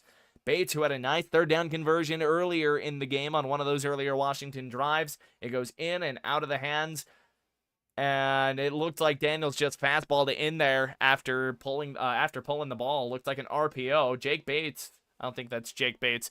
Bates just pops wide open and just unable to bring it in. John Bates, excuse me. 2nd and 10 now off of the incompletion. Pistol set here for Washington. Daniels. See what he does. Takes a snap. Hands it off. And they're going to bounce forward. Gain of 5 out to the 25-yard line. Tackle made by number 42 in conjunction with number 3 of the Seattle Seahawks. That is, see if I can find those guys. Drake Thomas and Nick Amanwari. So a guy who had a personal foul penalty earlier, or a pass interference. Not even PI. It was just a holding penalty. He comes up, makes a tackle. 3rd and 5 now for Washington. 8:05 to go and counting down in the first half. Deebo Samuel going to go in motion. Not very far, but he does. Trips to the left side. Daniels tries to get a hard count. Doesn't get it. Takes a snap. Ooh, guy definitely moved early. They don't call it. And they're going to find Zach Ertz, but he's going to be short of the sticks. We'll see what they call his forward progress. He didn't make it to the sticks anyways. That is Witherspoon able to come in and lay down the hammer. And in a 21-0 game, do you even consider punting if it's 4th and 1? Like, you have to go for that at this point. 4th and 1, who cares if it's in your own territory?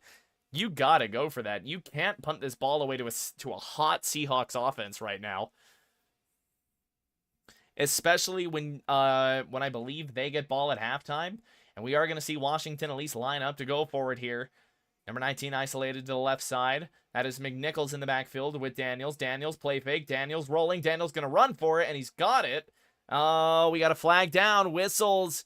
And that is likely going to move Washington back. It is going to be a false start on Washington. So, no first down. They call it on Zach Ertz. They caught him moving early. Surprised they didn't catch the guard moving early on the play beforehand.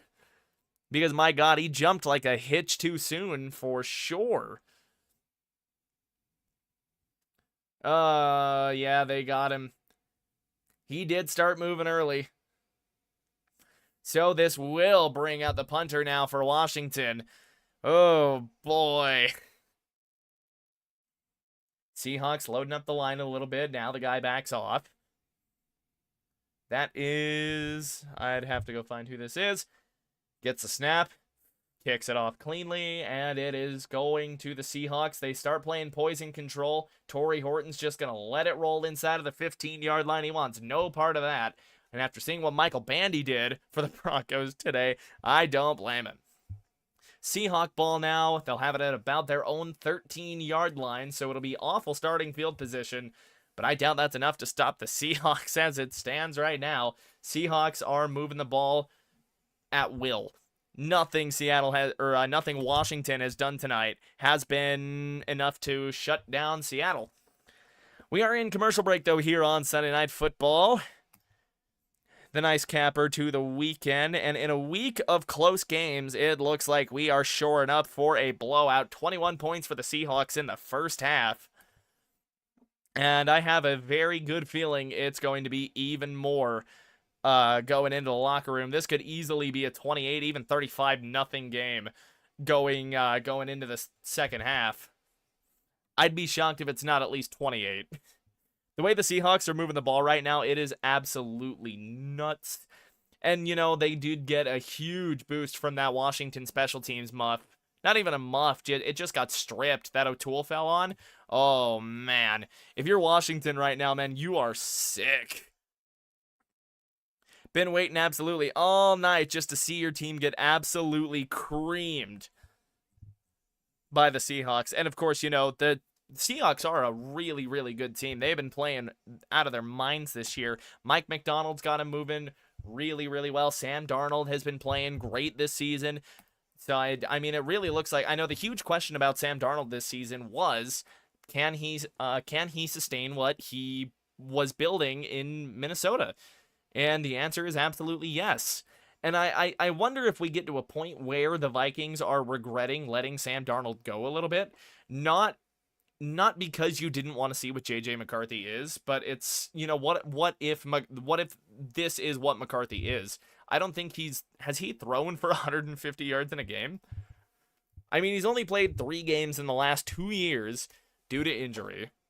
And this was his third. I don't think he's thrown his career high in passing yards is 158 right now. 2 of his games he's got like the exact same stat line in 2 different games. The Bears on September 8th, he goes 143, 2 touchdowns, 1 pick. Same stat line against the Vikings. Ay. Whereas, I mean, we go look at Sam Darnold's numbers this season, and of course, you know, reliability is a huge ability, or availability, I should suppose. 1,700 yards and 12 touchdowns. I know it's not a fair comparison per se, but here we go. Seattle ball. They will have it at their own 13-yard line. Darnold under center. He's going to kick a tight end in motion. That is big number 89, who will set up on the right side now. Darnold, play action, deep drop. Now he's got to step up and out of pressure. Checks it down to Kenneth Walker. It's his first appearance in a good little bit. He'll scamper up for a gain of 4. Out to the 17, 18-yard line. Gain of 4, 5 on that one. Darnold has been pinpoint tonight. Darnold has yet to throw an incompletion tonight.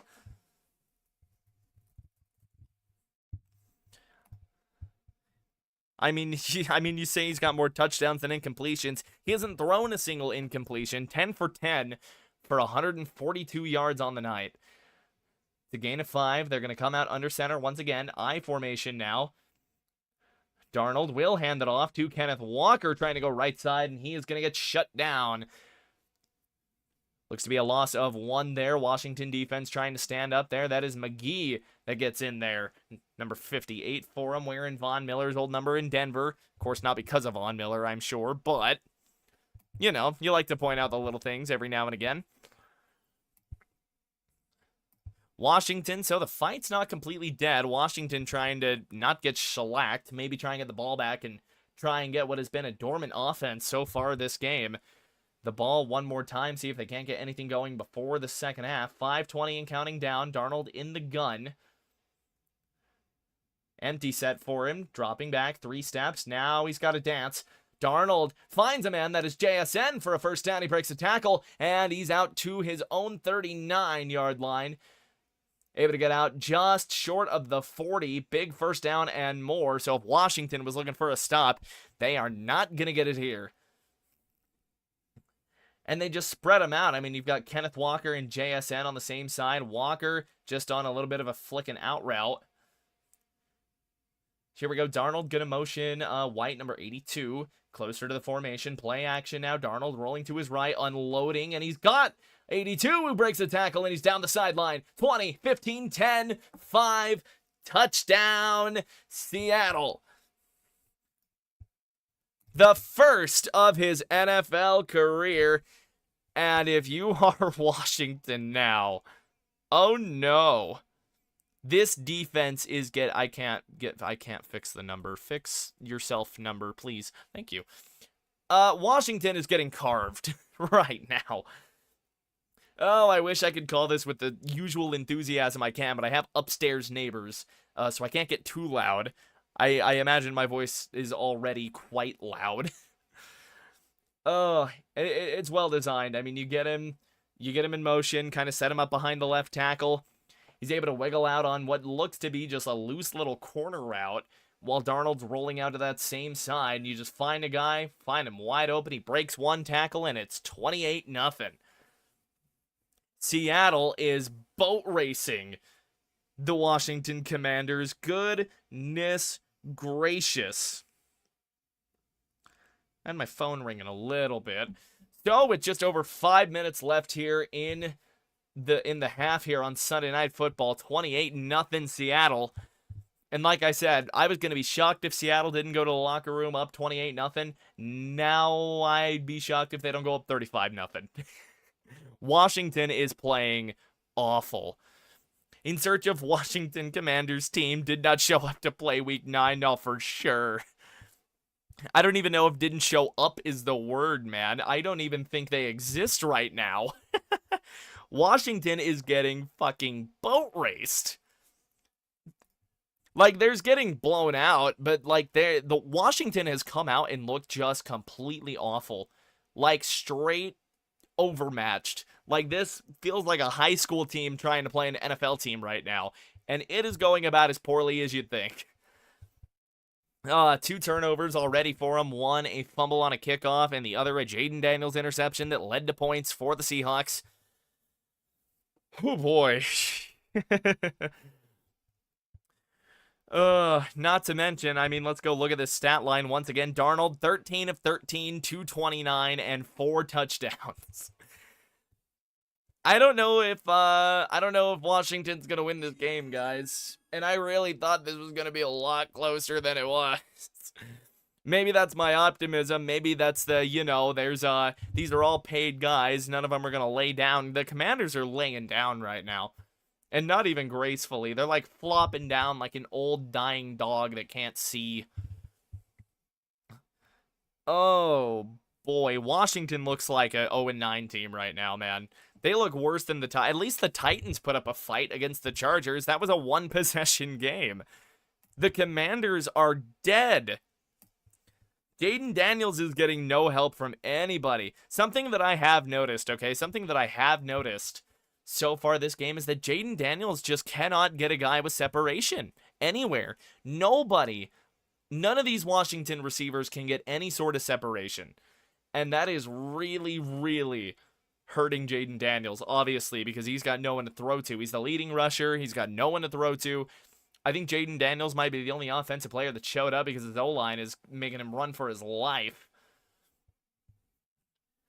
So here we go. We're back from commercial break, fresh off of another Seahawks touchdown as we fielded at the goal line and ran up to the 20. Stutters a little bit at the 25, and he's going to fight past the 30, just up to the 31-32. That is Deebo Samuel on the kick return, and that will set up a Washington first down, 4:28 to go here in the first half. Seattle licking their chops right now. I'm sure they're going to pop a couple of cans of beer in the locker room for celebration because I think they've already won this game.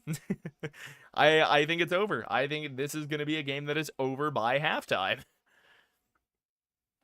Here we go. 1st and 10 from their own 31. Jaden Daniels coming out now, and that is the third string running back over to his side. I can't remember the guy's name. We're going to see 82 go in motion from right to left. Play action. Daniels dropping. Daniels has to step up and out of pressure. Daniels now just trying to run for it, and he's going to get tipped over after a gain of what looks to be maybe 7 or 8. 4th possession for him so far. It is awful for Washington. I don't even know if you get a morale boost out of a score here. But damn it, Washington's going to still kind of try their best. Jaden Daniels, 24 yards rushing now on the day. It's a gain of 8 up to their own 40, roughly 39, excuse me. 19's going to go in motion right to left. No receivers on the right side. They hand it off. That is number 30-something, and he is going to fight forward for a first down. A couple of Seahawks trying to strip the ball. That is Rodriguez Jr., number 36, for the Commanders. Able to scamper forward there for that first down. They finally convert another third down. Washington was dead in the water on third down there for a little bit.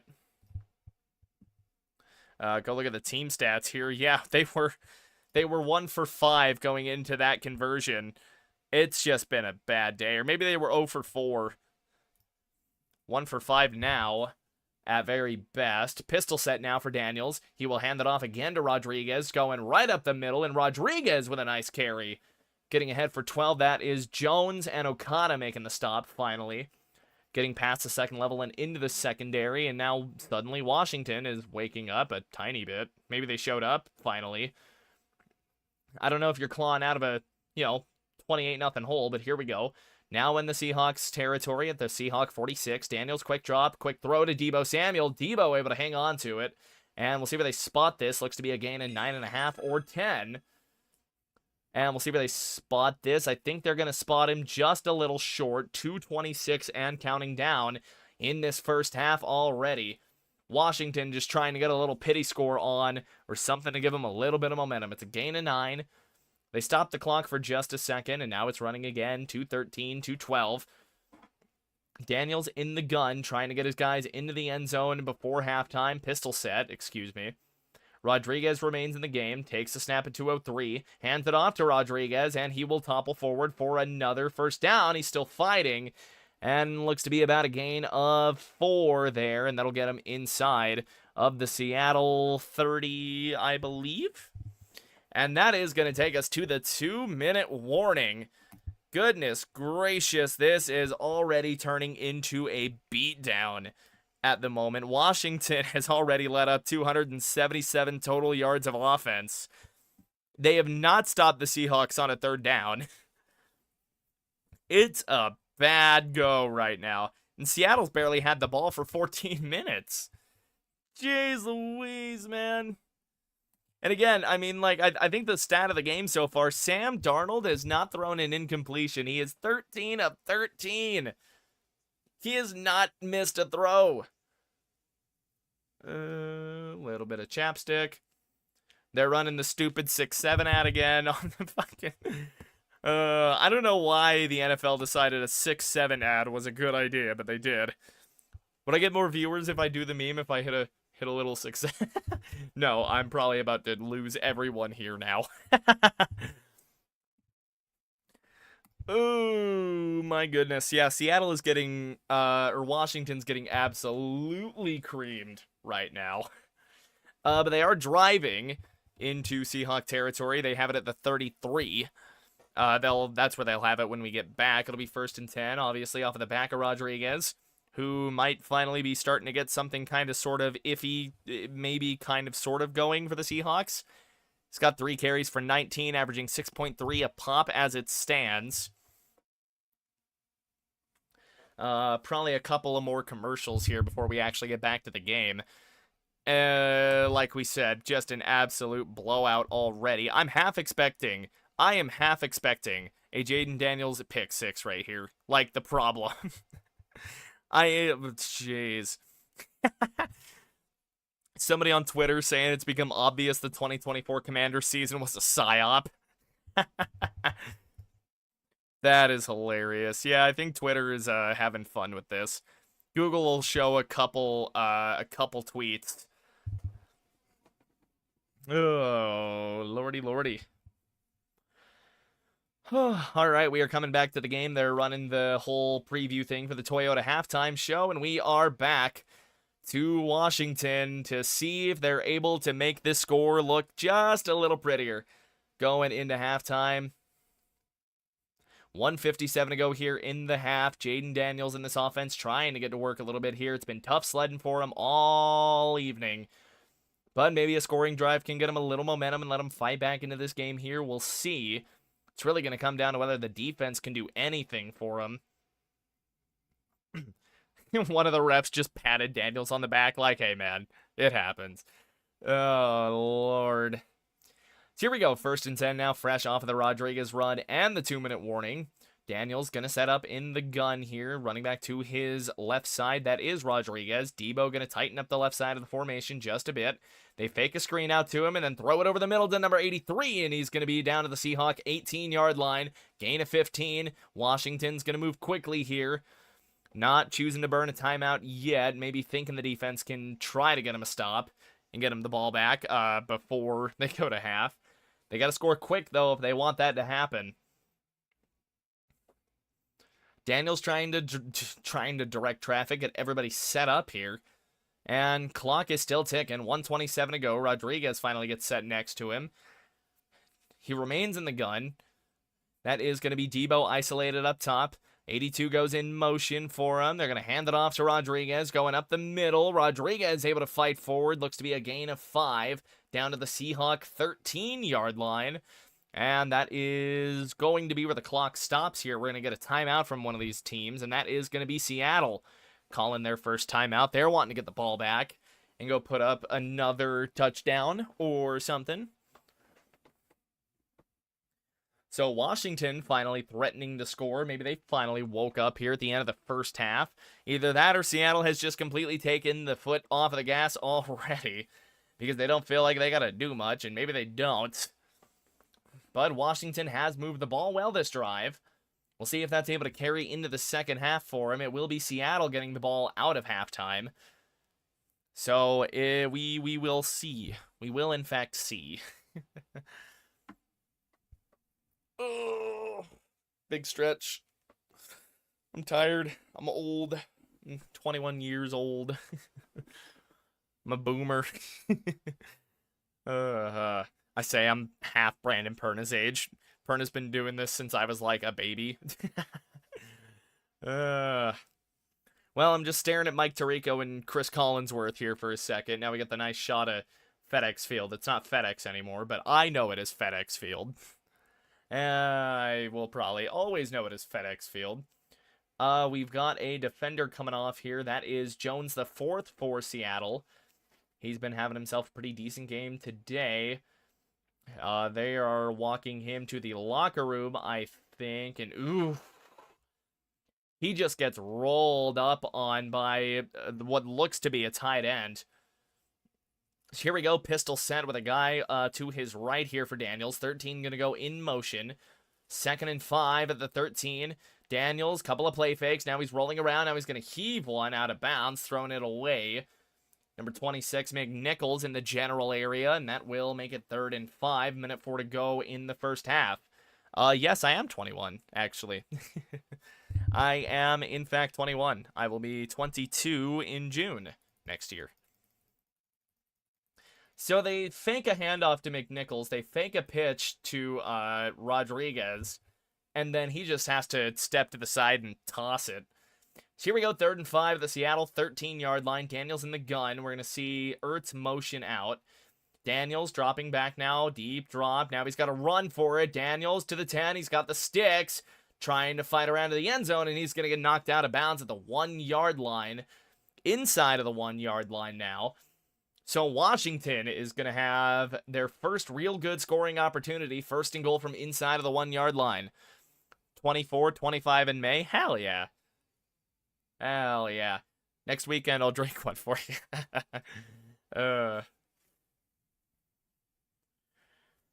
So finally, Washington seems to be waking up just a little bit.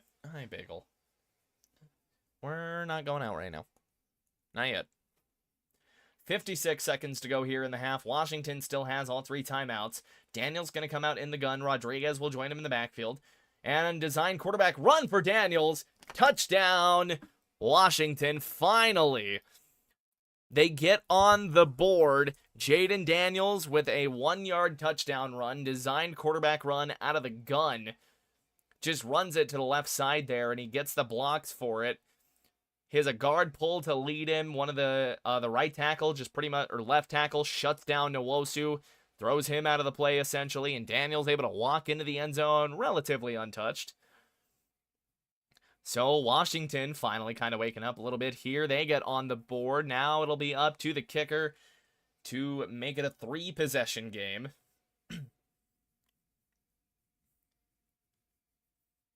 Here we go. From the middle of the field. Kick is up. And kick is good. 53 seconds to go here in the first half. And are we really going to go to a commercial break with 53 seconds to go in the half, dog? Come on. They're going to go to commercial break with 53 seconds left in the half. That is diabolical, man. Come on. That is absolutely diabolical. Come on, man. No, we're not going out. Not right now. Alrighty. So we are in commercial break, apparently, with 53 seconds to go in the first half. I really don't understand the commercial placements sometimes. We're going to get bombarded with commercials during halftime anyways. Why shove us into another commercial? Jeez Louise. So there is a minute left in the half. Just over a minute, obviously. Or under a minute, excuse me. Washington finally able to run and get on the board. It's been rough going for them so far this year, or so far this game, but they finally find a little bit of decency, I guess it'd be the word. It's been tough for Washington. I mean, Mariota's had to step in for a couple of games. He hasn't really been great. I imagine he'll probably stay home here. Even if he is starting to age up, though, although it is definitely apparent that whatever skills he had at Oregon that got him drafted by the Titans are starting. Of course, they are in the NFL. Oh, yeah, fair enough. Yeah, they're always gonna, nail us with as many ads. No, I don't want the new iPhone, dog. I don't care about the new iPhone 82 bajillion. I don't care. I don't care. I do not care.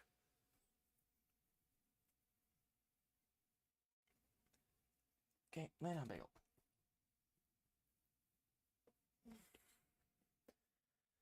Still in commercial break. Now it's for a crappy TV sitcom drama thing that nobody cares about.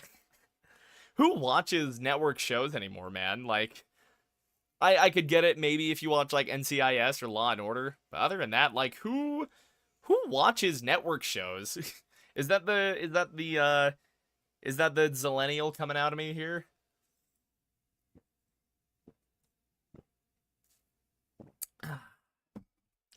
We are back in Washington, fresh off of that touchdown from Jaden Daniels. Kicks it off, and it will be fielded at the 3-yard line. Ran back, of course, and he gets slammed down on the 24-yard line, and that gets the Washington sideline up and moving, and maybe Washington's not completely dead yet. Maybe they're not completely dead. Jaden Daniels obviously not having the best first half. 7 for 11, 64 yards through the air, 37 on the ground. He's got the 1 rushing touchdown now, does have the interception. We'll be looking to see, can this Washington defense get a stop? That's going to be the real question here. Darnold's going to come out in the gun. Kenneth Walker to his right side. Darnold getting set. Making an adjustment or two there. Finally gets set. Play clock at 8. Gets the snap off. A little low, but he gets it. And over the middle, that is JSN to the 40. It's finally bashed down to the 42-yard line there. Seattle going to start going quickly here. Get some tempo up. That's a huge chunk play to start things off. Clock will tick below 30 seconds here, but they don't necessarily need to burn one of their timeouts yet.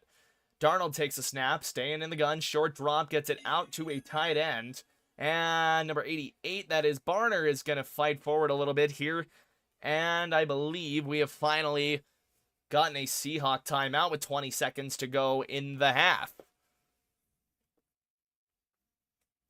So Seattle looking to go right down and answer and make this a 35-7 game at halftime. And I really got to start wondering what the score of the 70-20 game was going into half. Because, my God, this is shaping up to be somewhere of the equivalent. Darnold, 15 of 15. My God. And they've all been downfield, is the thing, too. Sam Darnold is shoving the ball downfield, and everything he touches is turning to gold in these royal blue Seahawk uniforms. Here we go. Gonna come out in the gun again. Charbonnet is gonna join the game now, and he'll be to Darnold's left side. It was Tripp's left, and Jigba gonna go in motion. He'll join the backfield. Darnold takes a snap. 3-step drop now. Pumps one. Now he's loading up. Right sideline. He's got JSN down to the Washington 25-yard line. And did he get out of bounds or no? We'll see. It appears he did. Just a designed wheel route there for Smith and Jigba at somewhere between tight end, somewhere between halfback, and Darnold just floats it out to him, and that's what I've been saying. Darnold's not throwing these tiny little check down throws, man. He is launching this thing. And Jigba does get out of bounds going forward, stops the clock, 13 seconds to go now for the Seattle Seahawks. Oof, maybe. I don't know. I don't know what Drew Lock's doing out on the field for the Seahawks. He was out talking with Darnold. OC is doing the same thing. What are they reviewing here? Are they reviewing whether or not he caught it? If they don't call this a catch, this is going to be Darnold's first incompletion of the night. Or are they just checking to see if he was down in bounds or out of bounds? I mean, already you're kind of giving Seattle what they wanted here. They got a clock stoppage to talk over what they're going to do here. Yeah, so now I'm wondering, is the question whether or not he caught it? No, they are just trying to figure out if he was out of bounds or not. He might be in, and in that case, I mean, Mike McDonald's obviously got to burn a timeout there. Or just immediately get his guy set and try and keep it in the pocket. Everyone's just kind of standing around, though. Ref was talking something over with Dan Quinn. Obviously, it's a huge catch for JSN and the Seahawks, and they are trying to run this score as high as it'll go. Goodness gracious, we could be shooting for a blowout scoregami here by the Seahawks, man. Still no decision yet. What are they going to rule on this? They are really taking their time to figure out if he got out of bounds or not. I think his knee touches out of bounds. Runner was down inbounds. Ooh, so Seattle's got to burn their final timeout now. Seems like they're resetting the clock. Oh, it's a 10-second runoff. Is that because of the review? What? What's the 10-second runoff for? So they put 5 seconds back on the clock, or they put 5 seconds on. So we are probably going to see the Seahawks field goal unit come out now after a huge play to JSN. Okay, Seattle does take their final timeout to make sure the clock stays stopped. But goodness gracious, man.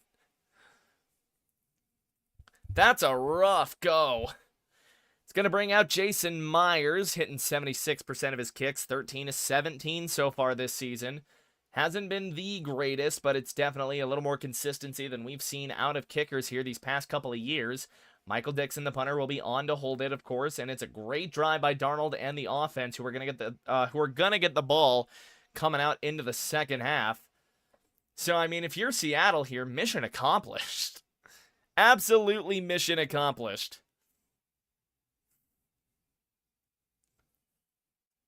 It's going to be Myers from the right hash. It'll be a 41-yard attempt. Dixon knelt down, ready to hold. Here's the snap. Snap is down. Kick is up, and it is good. 31-7 Seahawks going into the locker room. That is going to take us to halftime. And oh boy, I'm going to leave this in chat in case I get rated.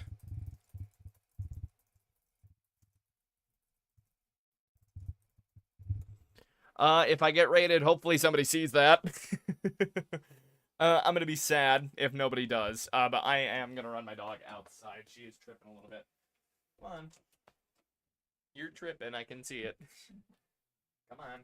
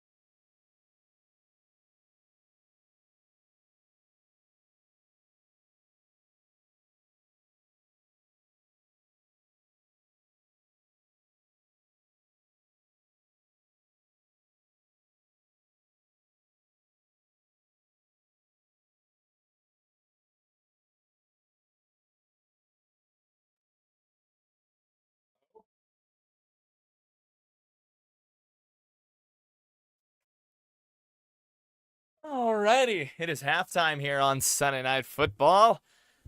I was away a little longer than I wanted to. Chair stream. I was out there for a second. She did not feel like going potty all that quick. So, halftime numbers now coming at you, and it is just a complete mismatch. I forgot that I had my stream on my phone because I was in chat with my flashlight out. So, I'll leave it, whatever. So, yeah, like I was saying, huge game for the Seahawks so far. Sam Darnold yet to throw an incompletion.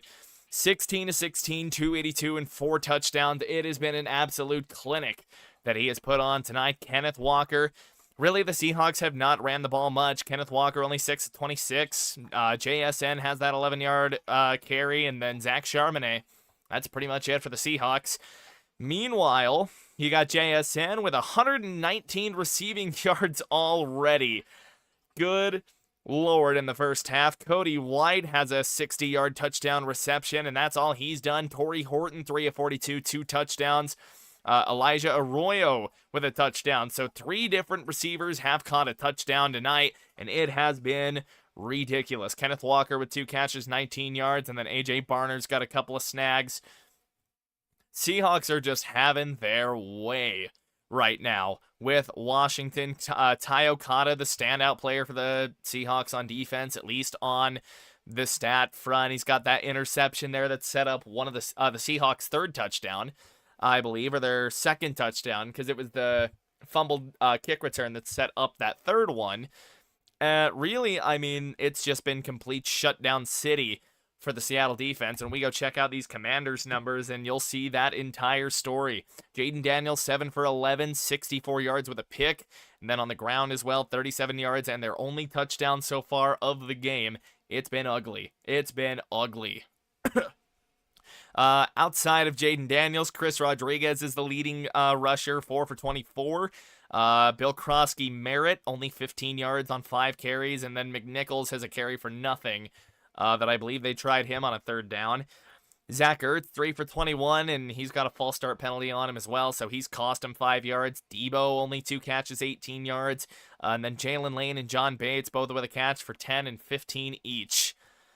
And then defensively, I mean, Washington is just getting ripped apart right now, and they already have a guy that has fumbled the ball. I think that might be Jalen Lane that fumbled it. Just no bueno so far for the Seattle Seahawks, or for the Commanders. Geez, I am getting them mixed up so bad, and I don't know why.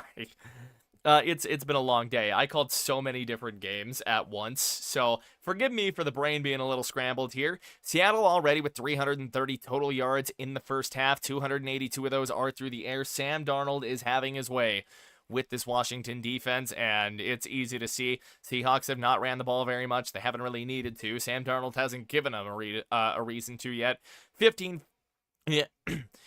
first downs, 5 for 5 on 3rd down for him. They haven't had to go for it on 4th down, obviously. 27 total plays. They've ran less plays than the Seahawks, and than the Commanders, and they've barely had the ball for more time than Washington. So Washington has done a lot less with slightly more time, slightly more plays. It has just been god-awful for this Washington team.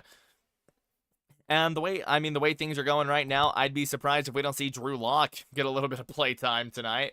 Because goodness gracious, 31 points in the first half for Seattle. This is an absolute blowout. Talk about a stinker to really cap off the week here for him. It is absolutely, it's just a bad display of football here for Washington. I'll tell you that much.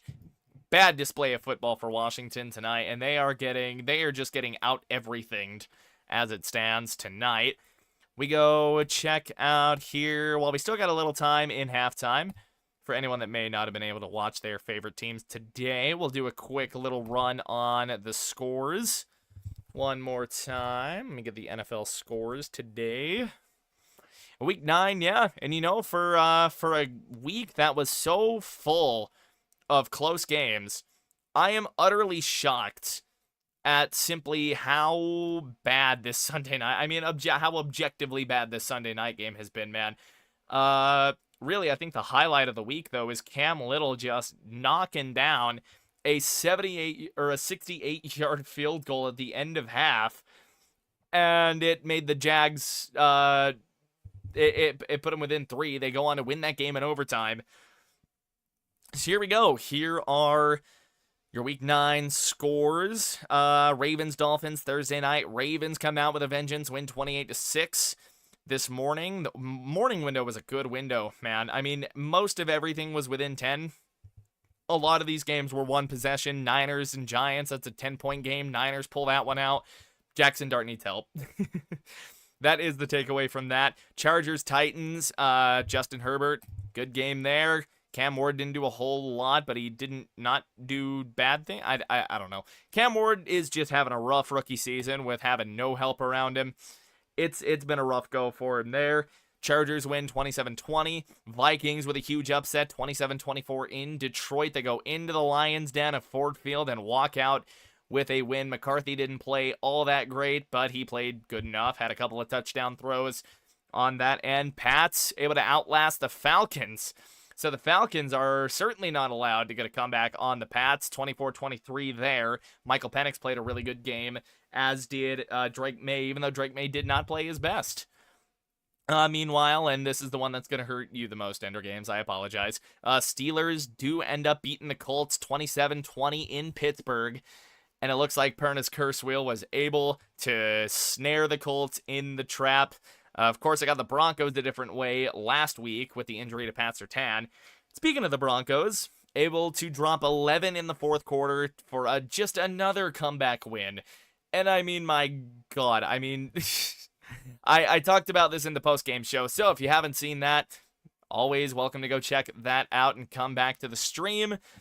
But yeah, Broncos able to come back against the Texans. Crazy game, crazy fourth quarter there, to be honest. Bears, Bengals, an absolute shootout. Absolute shootout that ends with the Bears winning 47-42. Even though Joe Flacco throws for, I think it was 470 yards. Yeah, 470, 4 scores. He does have 2 interceptions, unfortunately, for the Bengals. Damn curse wheel, for sure. For sure. Meanwhile, another huge upset. Panthers walk into Lambeau and walk out with a win. I know Tom Grossi is not happy about that one. I didn't see any of Tom Grossi's post-game stuff or during his stream, but my God, I'm sure he's not happy about this. Saints and Rams, just an absolute blowout here, 34-10. Worst team got the doors blown off by a better team. The Rams are just outstanding this season. And the Seahawks, I mean, Seahawks are going to keep pace at 6-2 in the NFC West. We'll go look at the standings here in a second while we're still in that halftime break. Jags get an overtime win, and the difference being Cam Little's record-breaking field goal. Goodness gracious, that puts the Jags in the 7-hole in the AFC, given the Kansas City Chiefs lost to the Buffalo Bills. Ender Games and I were memeing a little bit on the Discord. The Chiefs are frauds. The Chiefs are frauds. And then so far today, or tonight, Seahawks are just blowing the doors off of the Commanders. And this game doesn't even look as close as 31-7. I'm convinced this should be 35-0. The Washington scoring drive did not happen in my reality. Because, good Lord, they have looked like garbage tonight, man. It has been all Seahawks as we head into the third quarter. And you know who's going to get the ball to start the half? Seattle. Seattle is getting this ball. And it's going to be bad. It's going to be bad. I'm ready for Seattle to run up the score. And that's why we're still here. That is why we are still here tonight. Goodness gracious. Yeah, it's been a rough go for Washington. Here we go, 31-7, start of the third quarter now on Sunday Night Football here in Washington, and it is, yeah, it's absolutely rough for him. I mean, really, the biggest storyline so far right now is the perfect game that Darnold is working on, and I think that's really the best thing that you can hope for right now, is just being a part of history. And I mean, Darnold is hucking the ball downfield. I mean, these aren't little checkdowns that he's throwing either. This is just straight heaving it down the field. Here we go. Washington set to kick this thing back to Seattle to start the second half. Not the position you want to be in, but here we go. I already had the ball marker on the Seahawks. Be fielded at the 2 and then muffed. He's able to get it back up, able to get up to the 19-yard line after muffing the kick. So that's the one thing that's gone wrong for the Seahawks today is a muffed kickoff return. I'd chalk that up to a pretty damn good day, honestly.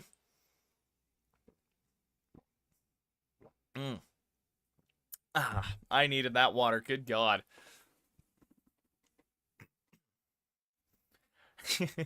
I will say, Ender Games, I don't know if the stream thus far has achieved the goal. I guess more watch time's more watch time. Here we go. Darnold under center. Kenneth Walker in the backfield. They are going to hand it off to him going left side. They had a tight end motioning that way, and they're only going to get a gain of 1 out of that. Gets up exactly to the 20-yard line, does Kenneth Walker, and that'll set up 2nd and 9 for Seattle. And like I said, they really haven't been running the ball a whole lot tonight. And it really hasn't been the thing that's been working for him. It's been that air attack that has been carving up this Washington defense. And I think, really, if you're Mike McDonald, I mean, just stick with it. I mean, Darnold's working on perfection here. And you think perfect games in baseball are rare. They are rare in football for a quarterback. 5 seconds on the play clock. Darnold in the gun, dropping back, short drop. Throws it, another completion, and that is going to go to Barner, who's going to get a gain of 8 out of that, and that will set up 3rd and 1. More watch time plus more content. True. You right. So another completion for Sam Darnold to open this second half off of a 1-yard run, and Darnold is slinging his nutsack everywhere, just slapping Commanders silly with his cock and balls. And Barner able to truck through a guy just about. Sets up 3rd and 1. Under center here for Darnold. Fullback is going to check into the game. Number 40. Big number 40. That is Charbonnet in the backfield. Darnold's going to throw. A little bit of a fade route. Back shoulder to Njigba. And that is going to be the first incompletion of the night for Sam Darnold. Was looking deep there for JSN. No flag is going to come down on that. And Seattle is going to punt this thing away. First incompletion of the night for Sam Darnold. He loses his bid for perfection. And with the volume that he was throwing anyways, it was bound to happen. Marshawn Lattimore in on the coverage. Hits Lattimore in the shoulder. Lattimore was turned away. And there's Michael Dixon on for the punt. So there goes perfection. This ball will be fielded at the 19-yard line. Number 83 able to make a man miss before he gets sniped down at the 22-yard line. And this being the National Football League, we are likely headed for a commercial break. 13-19 go here in the third quarter. Hope's coming up. Maybe we're not going to go to an ad break. Maybe not. This is a nice development. So here we go. We are going to get a Commander's drive before the ad break.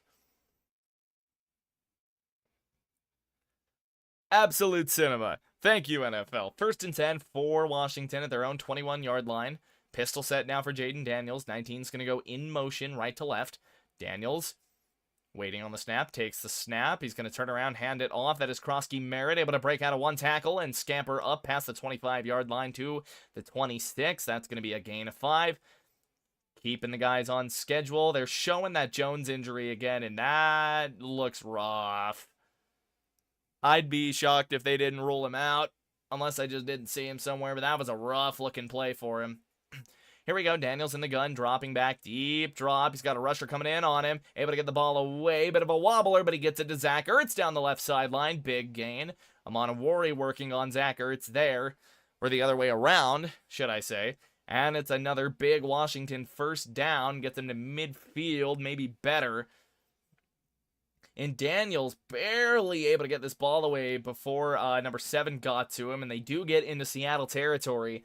So maybe Washington's trying to brew something a little bit here. They get the stop. Now they get a drive going here into Seattle territory. Daniels finally able to find a guy that's open tonight. 1st and 10 at the Seattle 49-yard line. We're going to see Number 83 go in motion. Daniels takes a snap, hands it off, and that is Bill Krosky-Merritt, who's going to fight ahead for a gain of 3 down to the 46-yard line. That'll set up 2nd and 7 for Washington.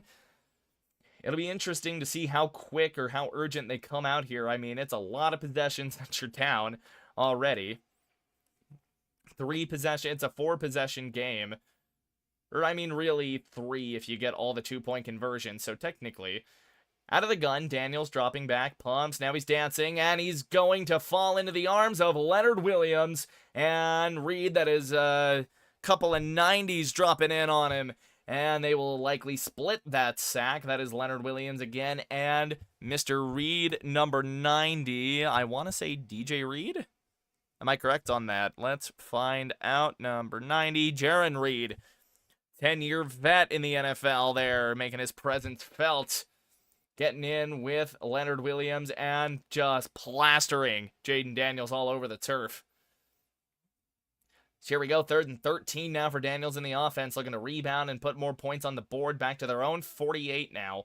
Daniels takes a snap, Seahawks bring 5, and Daniels just forces it out quick, looking for Deebo Samuel, and just short arms it to the guy. 4th and 13, incomplete, and Washington going to be on to punt this thing once again.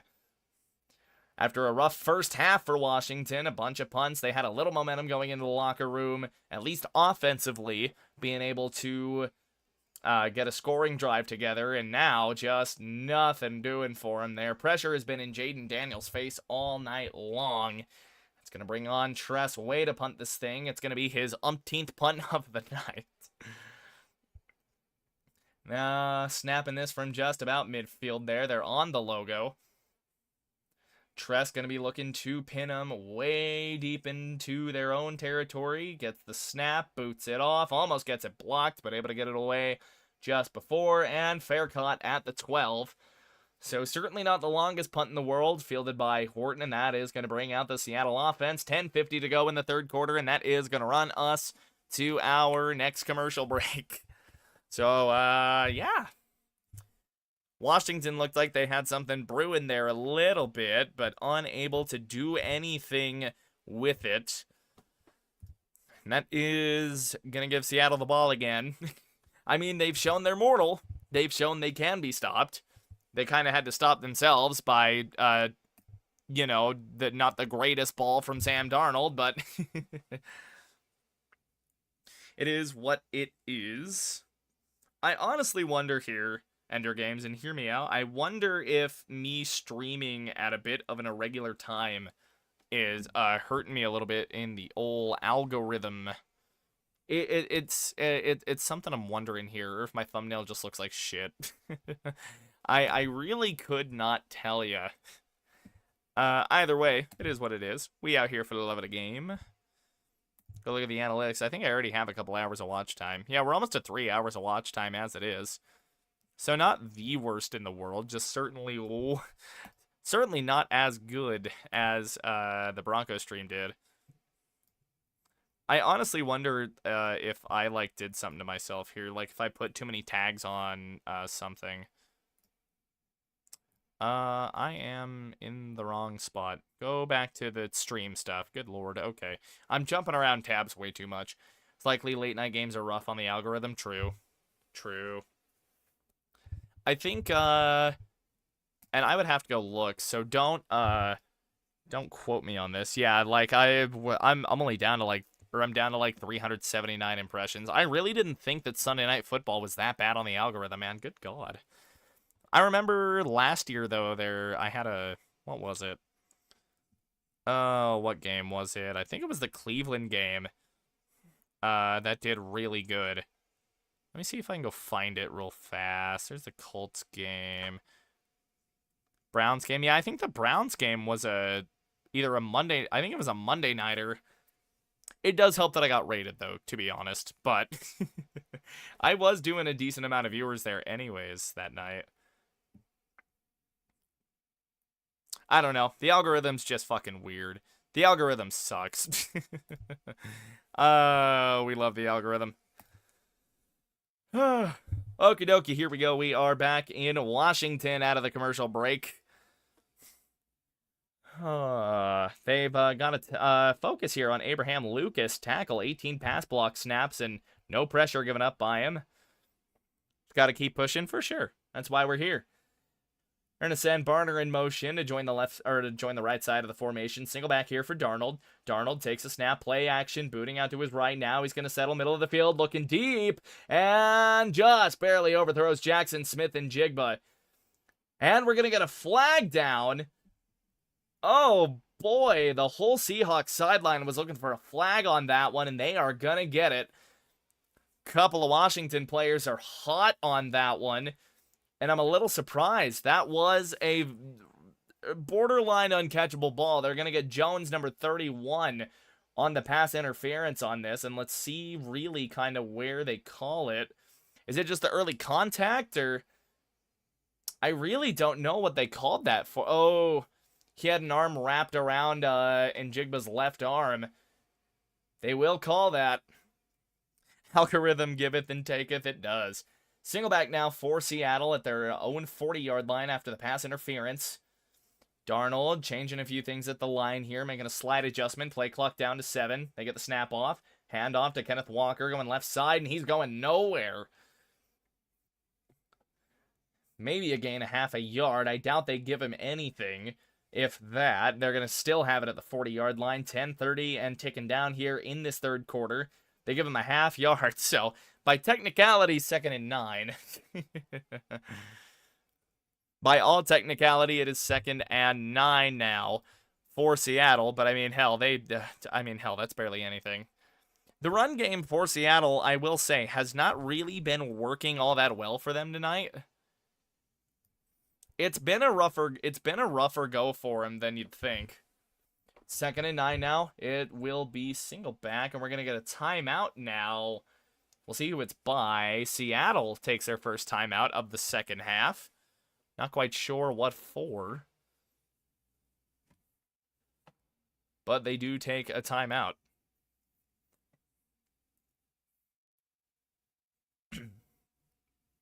We get a serene little farmer's dog ad here. With the smaller box panning the, whole shot of FedEx Field. Oh boy. I am about cruising for a snack here. I haven't eaten since the afternoon. I did have kind of a big lunch though, and I am trying to watch my calories a little bit. I don't know. Here we go. Back after the timeout. Now they have the eye on the field, and I still will beat into the ground that is the way the NFL should handle ad breaks going forward, but Who am I? I'm just a lowly little consumer that, doesn't matter to these billion-dollar companies. Here we go, 2nd and 9 now from essentially their own 40-yard line once again. Darnold going to come out in the gun. That is Walker to his right. Takes a snap. Short drop. Looking short, and that is Horton there, and that is his first catch, I believe, since the first quarter. Since his second touchdown catch. It's going to go for a short gain, so not going to do a whole lot there to get him closer to the sticks. Maybe a gain of 4 there. And they'll give him a little bit of forward progress. And as of tonight, JSN is the first player in Seahawks history with 4 straight 100-yard games. So if you were betting on him on underdog, good work there. Empty set here for Darnold. Barner goes in motion to get more in line with the line. 5 on the play clock now. Darnold gets a snap off. 5-step drop. Darnold. Now he's going to scramble out, dancing a little bit. And intercepted by Mike Sandersill, I believe. Darnold slinging a little bit of an ill-advised pass. So he goes from a bid for perfection to an incompletion on the last drive to an interception on this one. If there is any time for Washington to try and get their shit together, it's going to be now, assuming this was a, completed interception here. I think they're going to see if it survived the ground. It's a turnover, obviously. They review all turnovers. Oh, absolutely an interception. Sandersill able to dive in front of a ball meant for White, number 82 of the Seahawks, and wipe that possession off of the board. So Washington not dead yet. They're not quitting. completely. So now Washington's got it in good field position at their own 47-yard line. Daniels now in the gun. That is going to be Rodriguez in the backfield. Samuel going to motion around into the backfield. They hand it off to him going left side. Debo trying to follow a few blockers, and he's going to get a minimal gain out of that. Gain of 2 up to the 49. So a whole lot of motion for a whole lot of nothing there for Washington. Getting a little creative with that play call there. Debo, maybe not as fast as he was with the 49ers. It's going to set up second, and they call it a gain of maybe 2.5 there. So 2nd and 7 on the TV graphic, but I saw where he got tackled. You can't fool me, NBC. You can't fool me. Yeah, they give him roughly the 50. Here we go, 2nd and 7. Ertz will go in motion now to the right side, joining a trips formation there. Daniels taking the snap out of the gun. Now he's going to dance a little bit, and he's going to get swarmed by a few Seahawks, but he somehow stays on his feet and able to drag a pile of Seahawks to within 2 yards of the line to gain. Gets up to the 45-yard line before he's eventually stamped down. Well, I say stamped down before he's held up long enough for them to whistle it dead. Steps out of the hands of number 58 there. Leonard Williams kind of bonks off of him, and then he's able to wrap up. And you got Okada that comes in as well. Daniels just doing everything he can to protect that damn football. Even Knight going to come in and hit him. And now that sets up 3rd and 1 at the Seattle 44-yard line. Trip to the left side. Daniels will hand this off to Rodriguez out of the gun. And he's able to fight forward for the first down and a bit more. They need 1. They get 3 or 4 on that. This has been a strange week of football. Absolutely it has been. Absolutely it has been. This entire season has been strange for sure. For sure. Daniels from an empty set now, dropping, rolling to his right now. He's got space. Daniels will just carry it for a gain of 1. Nothing coming open down the field. And he had a defender coming right up into his face there. Pause. That's going to set up 2nd and 9. So Daniels able to make something, a little tiny glimmer of something out of a whole lot of nothing there. And sets up 2nd and 9, still in Seattle territory, down to the 40-yard line. Rodriguez going to jump into the backfield now with Daniels. Washington's been rotating the backs rather well. 2 tight ends, 2 receivers now in the set. Hard count. Daniels doesn't get anyone to jump. Play clock down to 4. And Daniels will signal for a timeout that he might not get. No, that he does get, barely. No, yeah, this whole season has been wild. Like, absolutely insane season. Honestly, Ender Games, I'm half tempted to just call you on Discord and ride this game out. Probably gonna go blow my nose to the next commercial break, but I'm half tempted. If you're down, I'm not opposed. I'll leave your audio out. But yeah, just Jaden Daniels cannot really find anybody open, and that is crazy because he had a guy wide open. That is lane 83 wide open on the right side. Nobody within 5 yards of him. Absolutely bonkers that Daniels was not able to find him on that one. It's going to remain 2nd and 9 here out of the timeout. Washington just trying to get something going, maybe to go into next week here. 6:40 to go in the 3rd quarter now. Washington now has burned their first timeout. Rodriguez in the backfield. Ertz a little bit of an up man in the backfield. Now he's going to motion out to make a trips on the left side. Daniels dropping. They blow the play dead. Ertz did not get set. Ertz stumbled a little bit there. Breaking news! New York Jets somehow managed to lose to the bye week. Scientists are baffled. This is not a joke. This is not a joke. The Pats still won, and the Bills won. The Jets did not win the bye week. The Jets did not beat the bye week. The only thing you could say the Jets won on the bye week is that they didn't, or is that the Titans lost. So, I mean, in technicality, the Titans are still the worst team in the league, even though the Jets are really not that much better. So here we go after the false start. 2nd and 14 now back at the Seattle 45. Daniels in a split backfield takes a snap, dropping back. A little bit of a baby step there. Seattle with the heat on, and they're finally getting home. And they're going to get him to the ground. Loss of About 2. I think that is Murphy that got in and brought him down. Down to call. Not sure how good your mic is. Hey, that's good. Let me throw my headphones in real quick and see if Discord will cooperate and actually open on my computer. Sometimes Discord just doesn't feel like opening, I've noticed. And I don't understand why. Sometimes my Discord straight up just says, nah. Maybe if I search bar it. 3rd and 15 now for Washington. Going the wrong way here, shooting themselves in the foot. Daniels now facing down a blitz. He's just got to get rid of this thing. Under pressure, throwing for Lane. That is Witherspoon in that is Woolen in coverage. We got flags down. And we'll see what the call is. Could be a holding call here on Washington, and that will get declined if that is the case.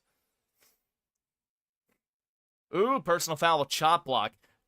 You might have to text me real quick, Ender Games, just to get my Discord to work. Just so I can open it through an actual text message, because it does not want to open on my PC for some fucking reason. Yep, that is an illegal chop block there from McNichols. Going down low on number 42 there, rushing around the edge.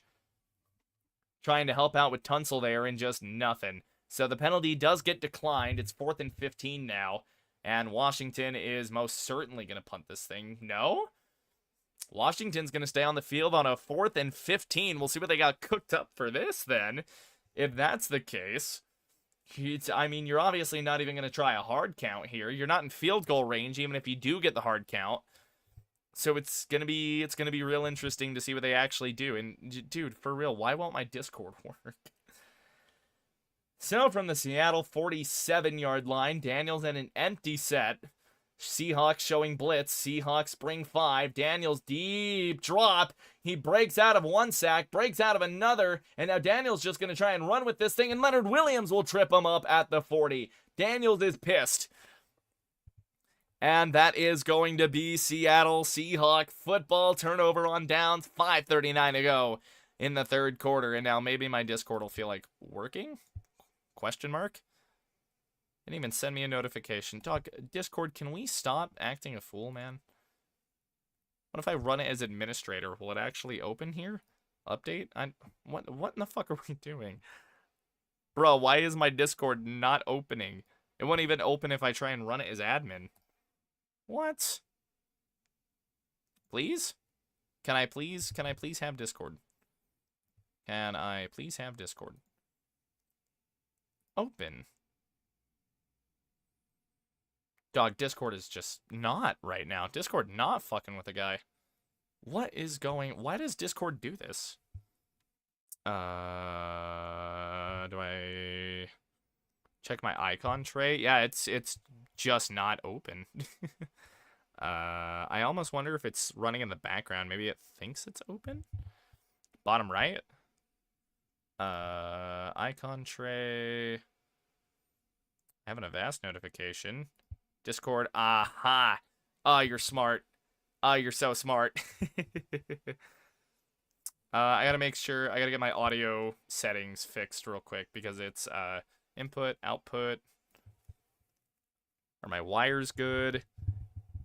Let's go. I can hear you too. Howdy. Hey, your mic sounds fine, man. Yes, sir. How's it going? Hell yeah. It has been a very interesting week of football.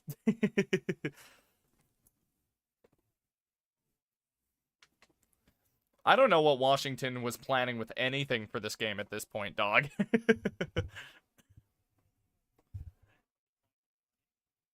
I don't think that was the design. The thing that got me was, like, if you're Jaden Daniels, why are you dropping back so far on that? Like, that is such a long way to drop back, and for what? Because he was back to, like, his own 40. And then, like, he breaks out of one sack, breaks out of another to, like, go and gain 5 yards, and then of all people, like, Leonard Williams gets an arm in and trips him up. And he's he's getting no help tonight. Like, the O-line is completely selling on him. Nobody's getting open. Yeah, I'm starting to think they did not get off of the bus. I'm starting to think they just didn't get out of their own cars. I guess they all probably drove whatever car they drove to the stadium. It's a home game. Oh, here we go. Still in the broadcast. JSN gonna motion right to left. Darnold will hand it off. That is Charbonnet that is gonna dart forward for looks to be a gain of 7. And that's not gonna be quite into Washington territory. Daniels did gain a couple of yards on that scramble, but I mean, God, barely anything. The Seattle is just going. They're going tempo here. Gun set here for Darnold. He's probably a little pissed after that interception. Ruined his masterpiece. Takes the snap, dropping back. Short drop. Now he's got to dance around a little bit. Couple of Washington defenders. He flips it to Zach Charbonnet for a first down and more. Flag down on the field here, but if this stands, Charbonnet is inside of the Washington 35. Down between the 34 and 33. I don't know if this is going to stand, but holy shit. What's the call, Vinovich? Defensive holding. Oof. Woof. That's a crazy. Are you watching the game?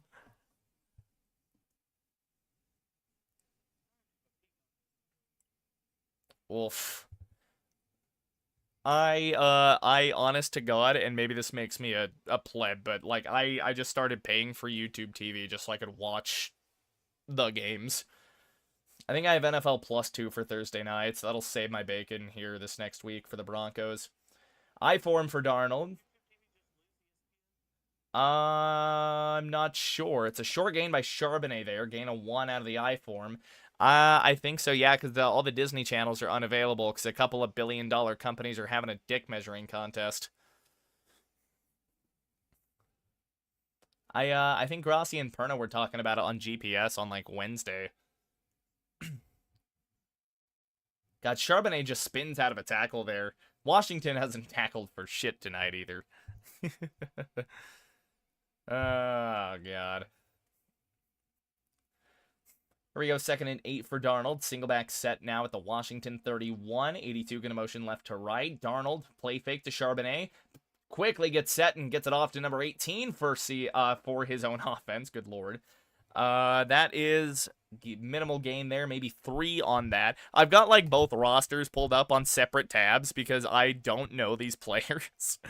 That is, who is that? Trying to find him. That's Arroyo. Arroyo's got a touchdown. Rookie out of Miami. Makes it 3rd and 5 now for Seattle, so definitely a little more manageable here. So here we go. It's a gun set now for Sam Darnold. Gets a couple of guys rotated around. Walker will settle into his left. Darnold dropping back.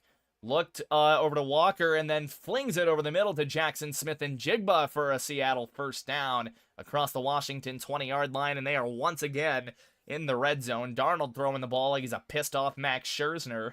And if I'm Max, I'm pissed. I lost Game 7 of the World Series. Oh, for sure. I mean, Darnold's been tearing these guys apart. The only reason he doesn't have a perfect game is San Rasil turned into Superman for exactly 1 play. They're going to hand this off to Kenneth Walker out of the I form. Walker with some good blocks is going to get spun down inside the 10. We had a flag flying in from just barely on screen. And we'll see what the call is here. Face mask on Washington, so that's going to be half the distance to the goal on top of a Kenneth Walker carry.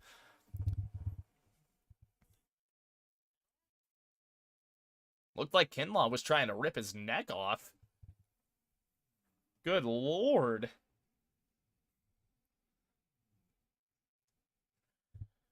Ugh, Washington just cannot get out of their own way, man. I don't know how they pieced together that scoring drive at the end of the first half. Like I was saying coming out of halftime, like that scoring drive basically just did not happen to me in my reality. It just doesn't exist. Oh, more flags. This one might be a false start. What is going on? Oh no, timeout.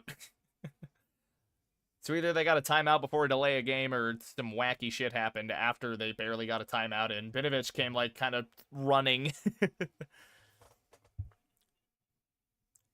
Yeah, that's why I'm confused, too, because, like, I saw 2 flags fly in from the back judge, or the 2 back judges, and then, like, they got, I don't know, Vinovich just comes running out and is like, hey, whoa, they called the timeout, guys.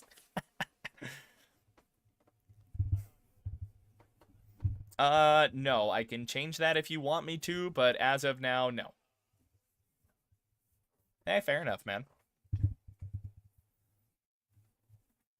Yeah, no, when I, do, like, my streams and everything, like, usually, so, like, if you kind of look at, like, the way I've got my cam set up, so, just on stream, so over here to my right, I usually watch the games on my second monitor, and then lately I've been watching them on my TV. Here we go. Darnold in the gun. That is his fullback to his left, I think. It is. Darnold set. Darnold fires. Incomplete. Looking for Barner there on the right side. First and goal. 2:32 in the third.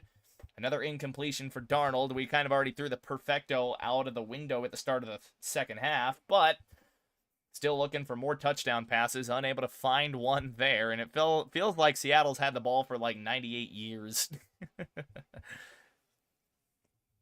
But yeah, no, so I leave my like computer audio off for my streams just so it doesn't get me copyright struck to hell. Darnold single back, he'll hand it off to Kenneth Walker, and Walker is going to get down to the 1-yard line. Trying to fight his way into the end zone, doesn't quite get there, but the Seahawks are much closer here for a 3rd and goal. No, God no. I used a couple of clips from the highlights out of just out of the highlights, dude, and I didn't get struck obviously, but I got copyright claimed. And it's like, damn, I'm just trying to make a cool video, dog. Yeah, come on. Ooh, tush push with the fullback, and that is a touchdown for the Seahawks. Or no, that is Barner that scores that. The way the jersey was bent made the 8 look like a 0, and I couldn't quite make out what was on his left shoulder. But that is, whoa, 317. Good lord, no. It feels like 317, but it's not. It's 37.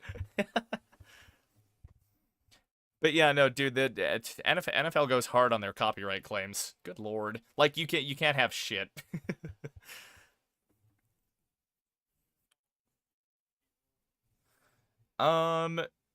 Considering the Broncos got 70-20'd a couple of years ago, I think they don't. I don't think they do. Myers on for the extra point off the left hash. It is up, and it is through. 38-7 Seattle, and it is just an absolute massacre out here in Washington. These Commanders aren't even putting up a fight. Stop the damn match. Now,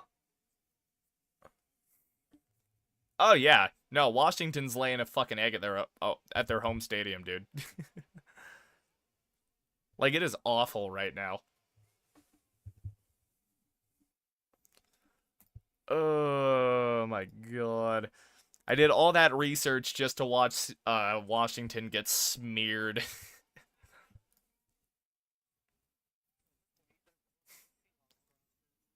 Pretty much. They're the only people I gotta keep up with at this point. They're the ones scoring all the damn points. Ugh.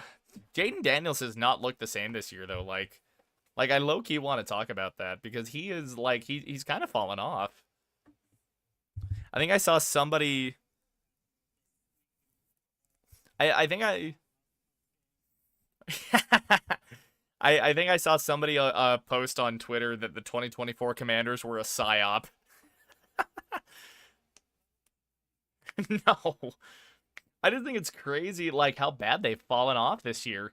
Like, last year, didn't they win a game or two with Mariota starting? Like, didn't the defense kind of clutch up in a couple of games that... Because I know Daniels didn't start every game last year. Yeah, I was going to say, like, I definitely don't watch a whole bunch of games outside of the Broncos. Like, bye week, obviously, I'm going to have to find something to do.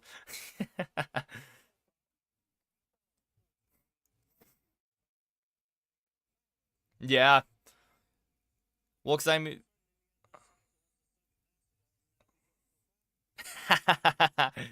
Oh, Lord. Oh shit. See, and that's I don't follow basketball. Like my two sports are football and baseball. I got roped into the Mariners because of John Boyce. Oh, and the mm, I hear you.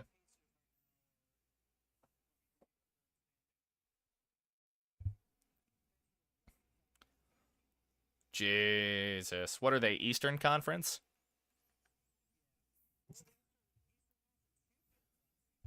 That's right. I remember that. I remember watching one of the finals games at Wingers. Here's the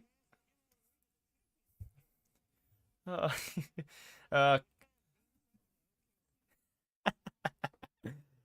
uh kickoff by Seattle by Myers goes into the back of the end zone, knelt down there by Debo Samuel. This would I'm not turning my audio on, but I just want to let you know that the entertainment would be gold. Oh my god.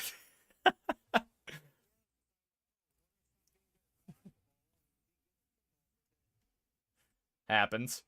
Here we go. Daniels in the gun. It's going to be a timeout. Or we have a stoppage in play.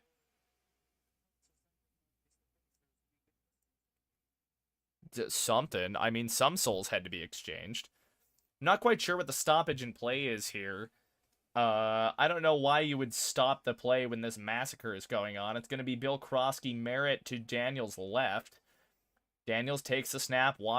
Seattle brings 4. Debo Samuel's got a little bit of a lane. He's going to get across midfield and gets knocked out of bounds at the Seattle 45.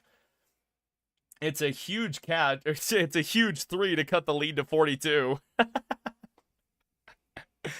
Oh god. I don't like, as much as I don't follow basketball, like I don't know, like some of the memes just apply. Like I think my favorite one was the get ready to learn Chinese buddy thing. Daniels in the gun. Merritt remains in the game. Trips to the right side for the Commanders. Screen out to Debo Samuel, and he is going to get wrapped up immediately. Number 13 could not hold the block. That is Traylon Burks that couldn't hold the block. And number 3 for the Seahawks, that is a name I can't pronounce. Gets right in there, fights through the block, and holds a receiver long enough just to get the rest of the cavalry there. Dude, I don't know how I've roped myself in the last couple of weeks to like calling multiple games at one time, but I'm like low key getting better at it. Like I was flowing today, dog.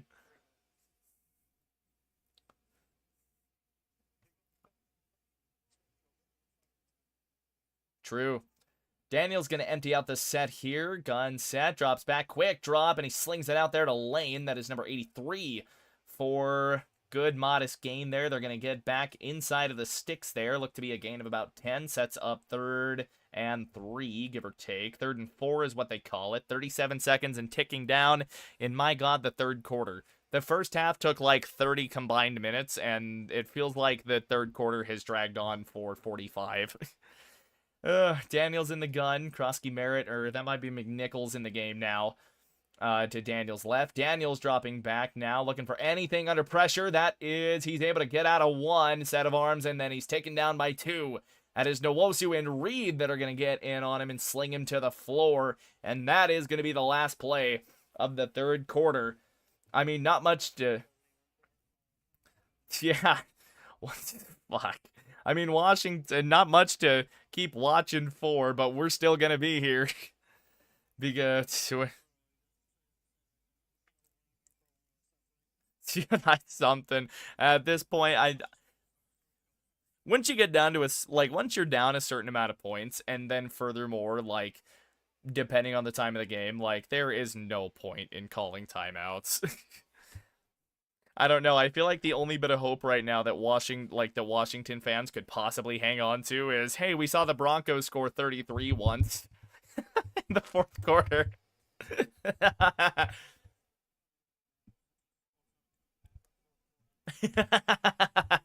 Well, I mean, hell, I think the wildest stat of the day is that, well, now the Broncos are 4-0 in games where they've entered the fourth quarter trailing. That's a real stat.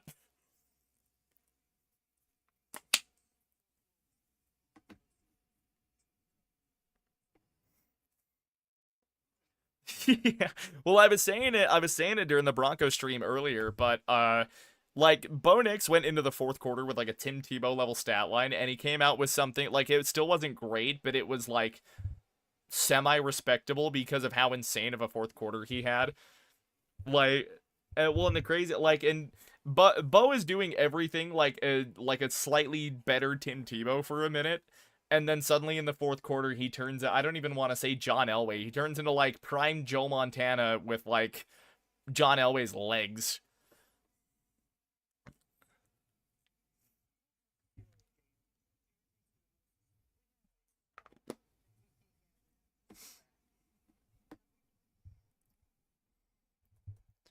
Taylor kind of got shut down though, didn't he? Like low key.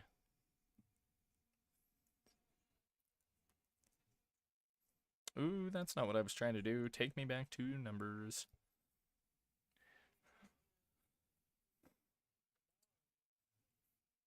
Man, he's like Saquon, where it's like he does get better like the further the game goes along. Yeah, only 14 carries is wild. He was only averaging 3.2 a pop though, but I mean, if you got Danny Dimes throwing 50 times, I don't care if he's Indiana Jones or Danny Derps. That's not gonna work.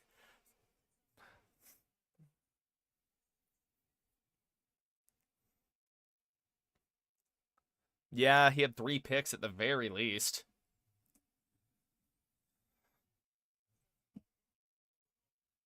Ugh. Yeah, the one game the Steelers defense looks like the Steelers defense. We are back here in Washington. Tress Way on to punt this thing on 4th and 14. And we're just trying to get out and go home, say the Washington Commanders. Boot this thing into the air, fair caught at the 13-yard line by Horton. So Seattle's offense going to waltz back out here. I'd be surprised if it's not Drew Lock coming out. And I swear to God, are they going to another fucking commercial break? We just got done with the quarter break. They punted the ball and they're like, hey, commercial break. Let's go to another commercial break. They're sitting here wanking themselves off with fucking commercials. Jesus.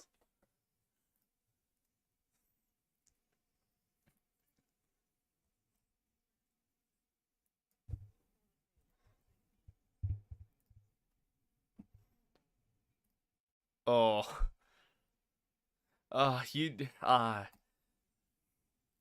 Not on the curse wheel week, man. They got curse wheeled. That's all there is. Yeah. I mean, hell, the Steelers' offense wasn't even that good either. Jalen Warren ran for 2 touchdowns on 1.9 yards a carry.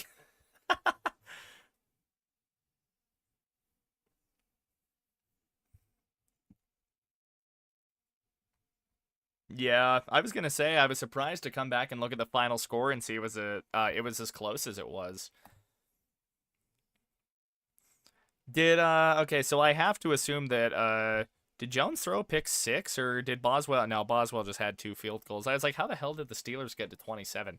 What? Oh, okay. Here's what did the Titans get a pick six today? Do you have any idea? Because I'm still sitting here scratching my head, wondering how the hell the Titans got to 20 points with 0 offensive touchdowns, dog. Like, Cam Ward didn't throw for a touchdown. None of their running backs ran for a touchdown. Obviously no receiving touchdowns. They had 1 interception by Cody Barton, former Denver Bronco. We're still in commercial break on Sunday night, by the way. So if you're, well, they got a punt return from Dyke. So there's that. So there's 7, but then Sly only added another 6. So that's 4. They had to have gotten a pick 6 off of Herbert, right? They must have. Herbert did have a pick. That's the only thing I can guess that happened is that Herbert threw a pick 6. They got a weird punt return, and Joey Sly kicked 2 field goals, which is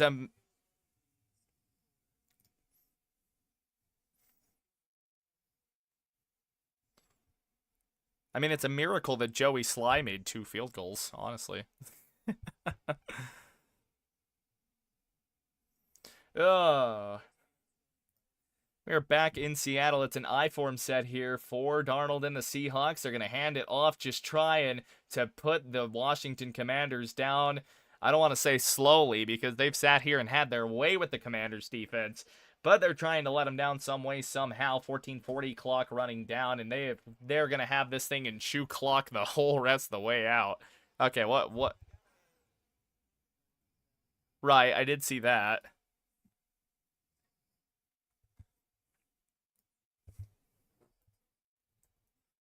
No way. Are the Titans a psyop? 2nd and 6 now for the Seahawks. Sorry. 2nd and 6 for the Seahawks. They're going to send a man in motion right to left. Darnold once again going to hand off. Charbonnet going to try and fight forward a little bit. He gets up to the 20-yard line before his forward momentum is absolutely just stopped. That's going to set up 2nd and 4. Herbert did throw a pick 6. Cody Barton got a pick 6. You know what? Not the first time Cody Barton's done something wild like that. He had one. It was a fumble 6 last year, technically. But he had one last year for Denver against New Orleans.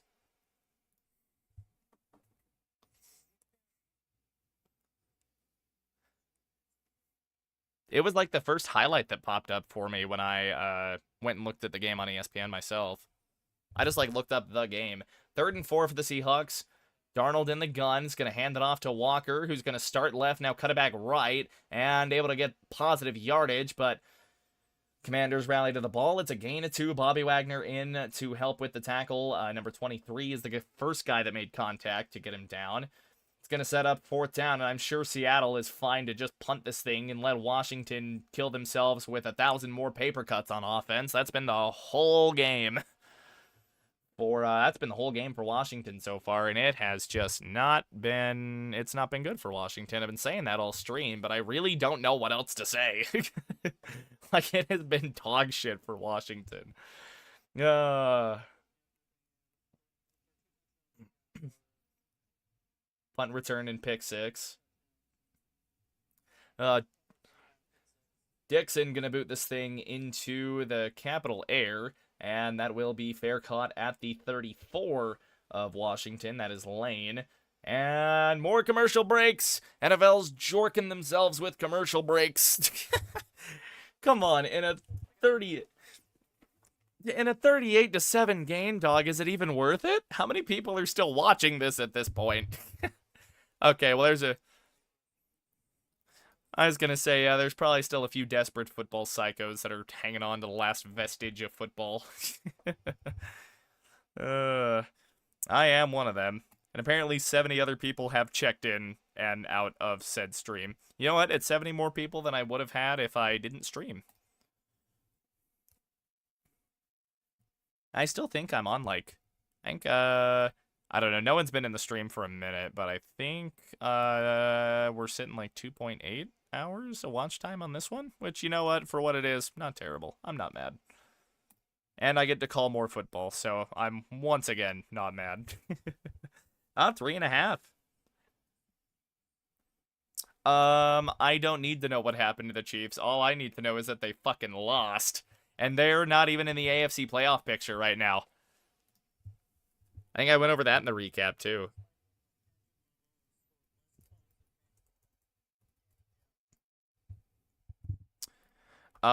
Dude, Mahomes had such a shit game. I think he might have had a worse completion percentage than Bo did. And I don't even think Bo hit half his throws.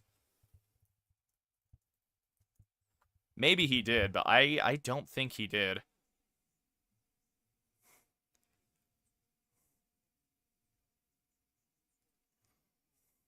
Damn. Yeah, Nix didn't even complete half his throws against the Texans. He 48.7.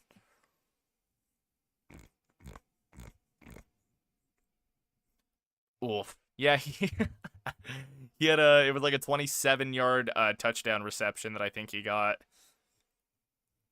And then I think he was, if I remember correctly, like 5 of 51. He was the Broncos' leading receiver on the day.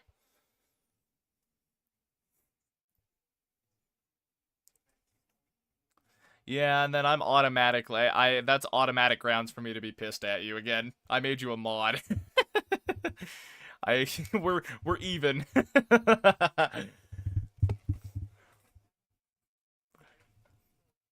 Yeah, no, Cam is definitely a fantasy dog. Oh boy, here we go. The continued funeral of the Washington Commanders are up at their own 35-yard line. Daniels going to come out in the gun, two receivers to the right side. Daniels will also hand it off. That's Bill Krosky Merritt that's going to fight forward, gain of 4 out to the 39-yard line, just short of the 40. And they're just going to let the clock tick as well. I mean, this is the point where you're like, if you rage quit the game, you're probably going to get banned from matchmaking for a day, but you also just want no part of this anymore, so you're just chewing clock. You're just like, get me the fuck out of here, man. I don't know, man. Play action for Daniels, rolling to his right side. He's got him, man. That is 87. I've said his name a few times. That is John Bates there for a reception. He had a nice little conversion when the game was close at some point, and, well, the game is no longer close. It's a nice little personal play for him, little moral victory. I know Washington is without Terry McLaurin tonight. I don't think they would have won with Terry McLaurin, but they wouldn't have looked this goddamn bad. So, I mean, yeah, they're down Terry, and they lost Luke McCaffrey at some point, too. Daniels in the gun. He's going to hand off to Bill Krosky Merritt. Going middle of the field and goes absolutely nowhere. Maybe gets a gain of 1 on that, but he gets met by a wall of Seattle Seahawk right in his face. Oh, yeah, Washington's had nothing doing. Oh, absolutely. The only real knock on him is that INT. That's the only one thing that, and I can't even say he did that bad. Like, the guy was kind of open, and then Sandersill just jumps in out of nowhere. From the Seahawk 49 now, Daniels in the gun, drops back, short drop, throws it out to Bill Krosky Merritt, who gets plastered by Reek Woolen, and we're going to have a flag come in there. I think there was some head-to-head contact, and Reek Woolen just has to shrug it off.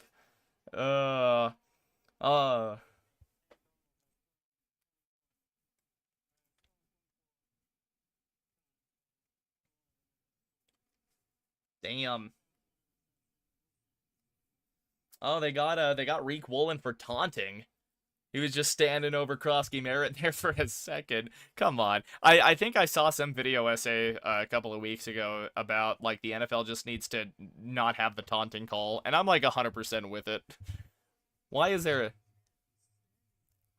Menacingly! First and 10 here for Jaden Daniels out of the gun, dropping back, looking, pumping. He's nervous in the pocket, getting pressured, rolling left, finally slings it to a guy. Did he get the feet in bounds? He did. That'd be such a petty challenge. That'd be such a petty fucking challenge, and it'd be hilarious as shit. We'll see on the replay.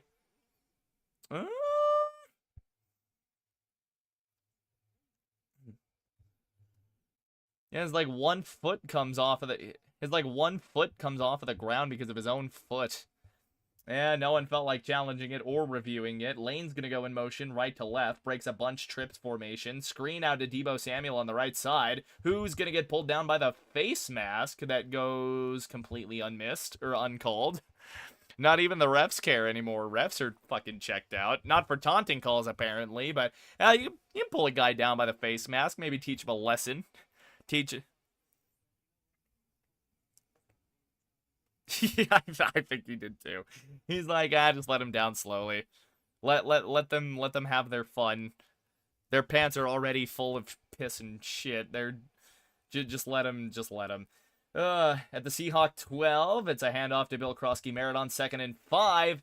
And absolutely nowhere, once again, this Commanders' run game has been not even in neutral. I think that transmission is completely broken for the Washington Commanders.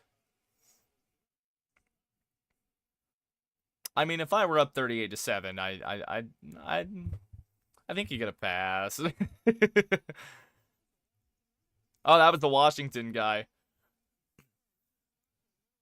Yeah, he did. 3rd and 6 out of the gun. Daniels sitting in the pocket. Finally finds an open guy. That is Lane. And Lane able to get across the sticks there by a half a yard. That is Amanawaru on the tackle there. First down, Washington. 8:30 and ticking down until the sweet, merciful end of this game. Oh. The end cannot come soon enough, and we're still going to have to sit through a 2-minute warning. At what point do you just not call the 2-minute? I mean, come on, man. Mike McDonald looks like so sad about something. He's like, damn, we should have put up more. 1st and goal at the Seattle 6. Daniels in the pistol, takes a snap, hands it off to McNichols. McNichols trying to pull forward a little bit there, and he's going to get a gain of 3 or 4 on that. I apologize for the misinformation. That is Rodriguez that got the carry. I have officially spread misinformation. I'd like to apologize to the entire NFL community for the misinformation that I have spread. I think that's grounds to call me a bad person. 2nd and goal. Daniels rolling around a little bit now, trying to stiff arm out of a sack, and he's not going to make it out. Going to get swallowed up in the sack. That is Thomas, number 42, and that is Daniels down.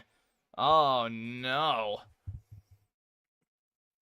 That is the last thing you wanted to see as a Washington fan. And I mean, it's some... Oh, my. Yeah, well, he was like... Yeah, he was kind of like writhing his leg weird. We'll see how he goes down. Oof. The way he went down, I think it's his hip. I think he got turned a little too hard, really, at the hip, and I think the way he went down on his leg didn't help at all.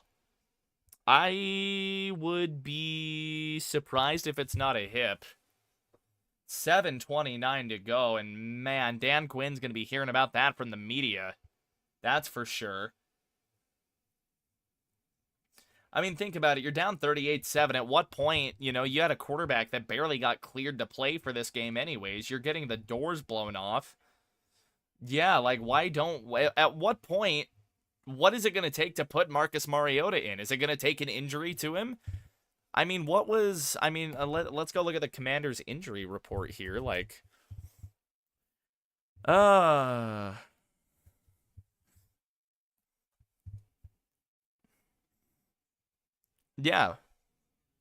Yeah, well, it's what Dallas did when Denver was blowing the shit out of him. I mean, Joe Milton got a touchdown pass. Jaden Daniels was listed with a hammy. Yikes. Yeah, the Week 9 injury report, the Wednesday at least. There's nothing under the Thursday, Friday column, so it is what it is. But yeah. Yeah. He was playing on it. Yeah, that's all you can hope for right now. The way he was down, though, and I mean, he wasn't immediately up. They cut to an injury timeout, and that might be the worst. If they bring the card out, I think it's season done for Daniels.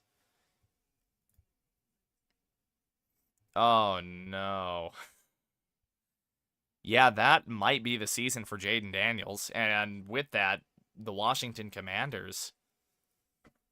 Oh, fuck, man. That just feels bad. Oh, no. Oh, this is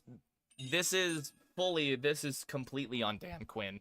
This is Dan Quinn's fault up and down. Like, at some point you have to realize you're not getting back in this game.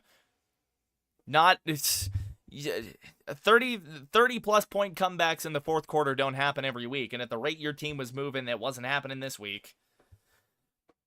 That is utterly and completely on Dan Quinn and nobody else.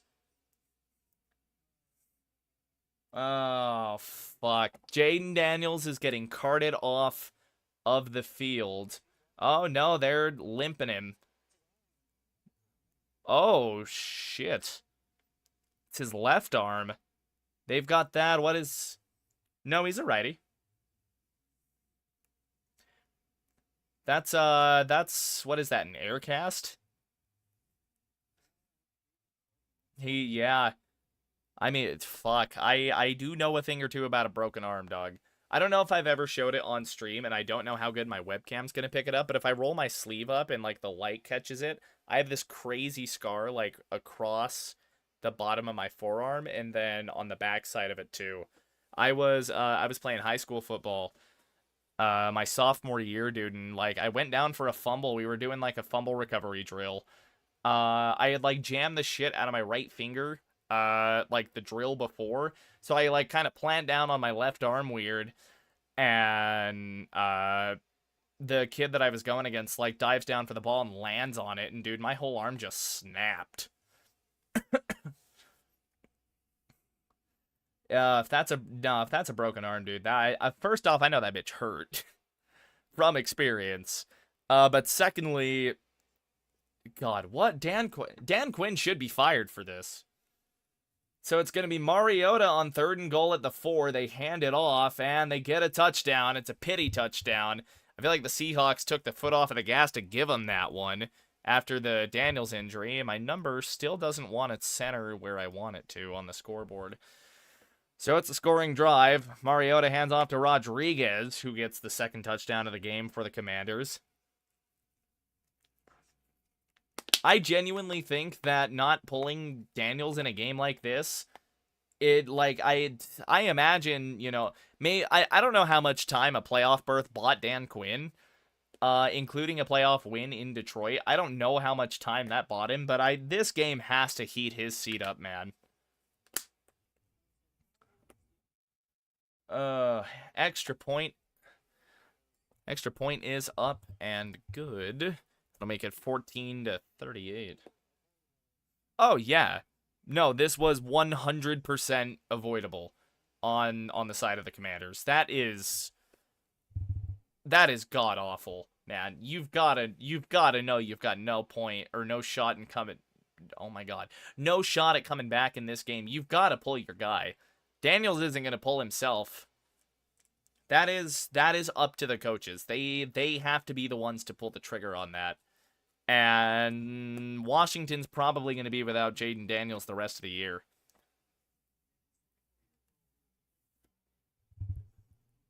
Right, last year he was, what, 2nd overall? Or no, he didn't go that high.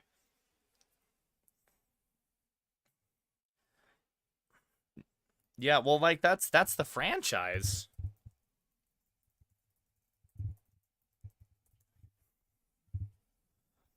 Yeah, no, Daniels was the 2nd overall pick in 24. So last year, won Rookie of the Year last year, I want to say.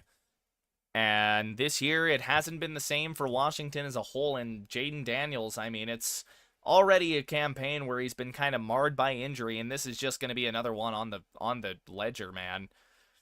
That is that is inexcusable by Dan Quinn to leave this. I mean, firstly, to leave the starters in for this game, or for the way this game has gone, but secondly, for not pulling your franchise quarterback when he's already hampered, by the way. That's egregious, man.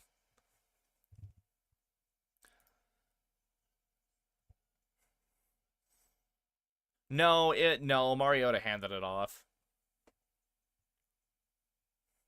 And it appears that Mariota is probably going to be handing off a lot more balls this year because, good lord, I'm still baffled that Quinn doesn't pull him. Like, I know I wasn't really talking about it, like, even on stream or even to you, but, like, you can't leave a guy in at this point.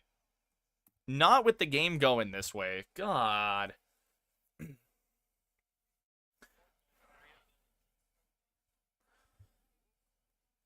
Yeah. Yeah, because that was the year Jameis went 1st overall to the Bucks. God, the Bucks were bad in 2014.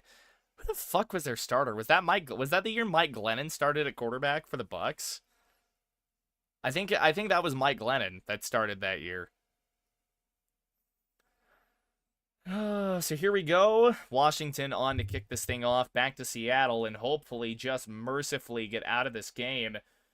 They're already down the general, and you can't really afford to lose anybody else. That ball's going to bounce into the end zone, fielded at the goal line, and that will be returned. That is 82. That is White. He had a 60-yard touchdown earlier. It's going to bumped out of bounds at the 28-yard line, 29, give or take. That is going to set up Seattle with A, decent field position, and B, decent field position off of the return there. Better than taking that as a touchback, and White knew that. But yeah, no, Daniels' arm was, in fact, in what looks to be an air cast, or a brace at the very least, and back up Seahawks time. Oh, the Broncos fan in me from 2019 is hyped. Drew Lock is getting playing time, boys. Here we go. Lock under center. Takes the snap. He will toss it out left side. That is... It's not Charbonnet. It is, I believe, the third string running back. That is Holani for the Seahawks, and that is going to go for a loss of 1, or no gain at very best. Sets up second down here. Seattle just trying to get out. Washington just trying to get out of a game that has firstly gone away from them, but secondly has gotten their quarterback taken out for what could be the season. Darnold had an amazing game before getting pulled for lock here in these last 6.5 minutes. 330-something yards, 21 of 24, only had the one pick on the ledger, and that was just a, Superman play by Sandersill. 2nd and 10 now. Locke going to send the fullback in motion to make it an I form. Locke will turn around, hand it off once more, and that's going to go for a gain of maybe 2. That is Holani still. So Seahawks certainly now down to their backups, and I'm sure it's going to be the same for Washington if they get the ball back. But I mean, at this point, what is the point? Yeah, Debo's out of... Well, Washington doesn't have the ball. I'm all out here. Debo's out of the game. Debo's not in the game because the Commanders don't have the ball. Just what an awful showing. Seahawks with this win are going to keep pace in the division. They'll match the Rams at 6-2. I believe the Rams have that tiebreaker. Lock on 3rd and 8. Going to send a tight end in motion to the right side.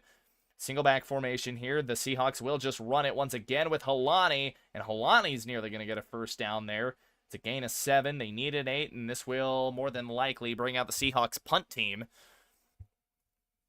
And Washington is going to get the ball back. Mariota is now quarterbacking the Commanders.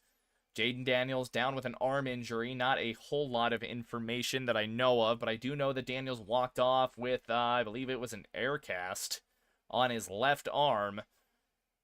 Did not look good. He was writhing in pain at the time when it went down. And that will bring out Michael Dixon just to punt this thing away. We've dropped under 5 minutes here in the 4th quarter. And, I mean, right now, I think just the main focus is hoping that Jaden Daniels is all right. Dixon going to punt this thing away now. And that'll be fielded by Lane at the 5. Lane wiggling up a little bit, and he is taken down just beyond his own 15-yard line. Doesn't get super far.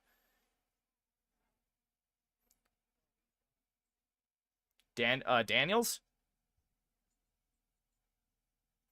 Did they show the replay that got him hurt? Or did you go back and watch it? Oh, shit. Will you send that to me on the Discord?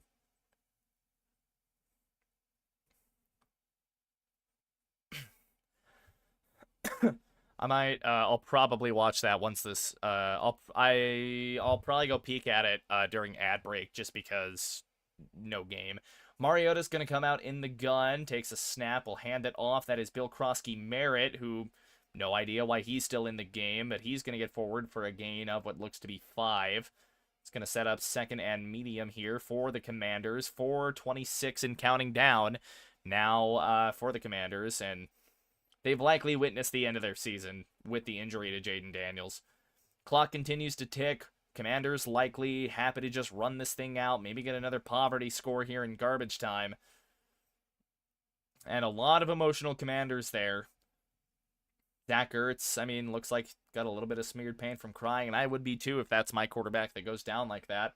2nd and 4, they call it a gain of 6. Mariota will take the snap from his own 22-yard line. Another handoff to Bill Krosky-Merritt. Stiff arms a man, fights off another guy, and he's going to get tackled down after a gain of 3, 2.5 maybe. It's going to set up 3rd and short for the Commanders. And Merritt looked a little slow getting up. Not terribly slow, maybe just trying to get out of the pile there, but...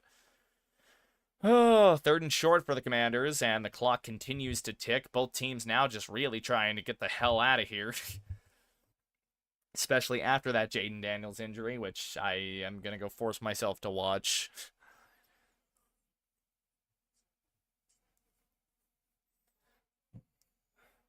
Ugh. 3rd and 1, pistol set here for Mariota at their own 26-yard line now. Takes a snap, just hands it off, and that is Rodriguez going forward. He'll get beyond the 35 up to the 37-yard line. First down, Washington. Clock ticks below 3 minutes. This will likely be the last play coming up here before the 2-minute warning, and then I'm going to go subject myself to the Jaden Daniels injury. And you know, I forced myself to watch the Scadaboo injury last week, even after I think you and somebody else in chat told me not to, and that... No bueno. No bueno. Yeah, I'll go check it out here in a minute. 2:27 and ticking down. Mariota in the gun. Snaps it, just hands it off to Rodriguez. Going left side. Rodriguez gets past the 40 up to the 41-yard line. It's a gain of, give or take, 4, I believe. And that'll set up, once again, another 2nd down. And that is going to run us to the 2-minute warning here on Sunday Night Football, and it is a broken Commanders team now, just pretty much being forced to play the rest of this thing out. There's the 2-minute warning. Oh boy, I'm not ready for this. Here we go. That is AZ Intel who posted this on Twitter, and I'm sure this thing is already viral. Yeah, that's not how arms bend. Okay, so as a baseball watcher, and as a guy who, out of morbid curiosity, has watched his fair share of arm blowouts, on YouTube, that I would be willing to bet that's probably a UCL. Like, he might have tore his UCL. Oh, I guarantee, yeah, Tommy John is... Oh, for sure. Yeah, Commander season's done. I think Daniels is probably gonna have to get Tommy John. They barely went to a commercial break for the 2-minute warning, or at least we got a slight break in play. I think the NFL realizes it's just not worth it at this point. Mariota with the snap and the pistol, hands off to Rodriguez, who will get forward. He gets a 1st down out to the 49-yard line.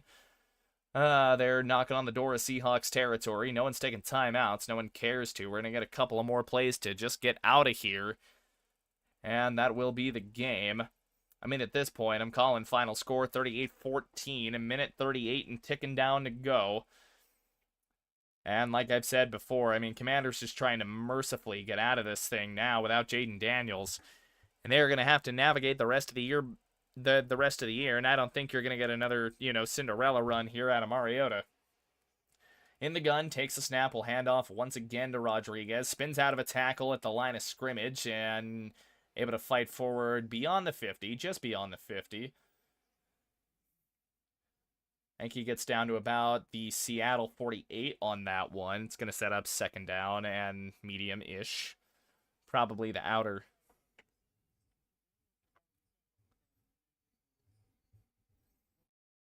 Yeah, the hamstring for him. Like, he came into this game with a gimpy hamstring. Exactly.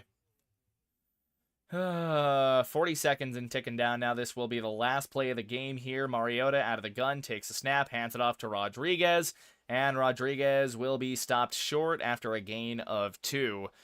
And the final 30 seconds will tick off of this game mercifully. Jesus. Yeah. And I mean,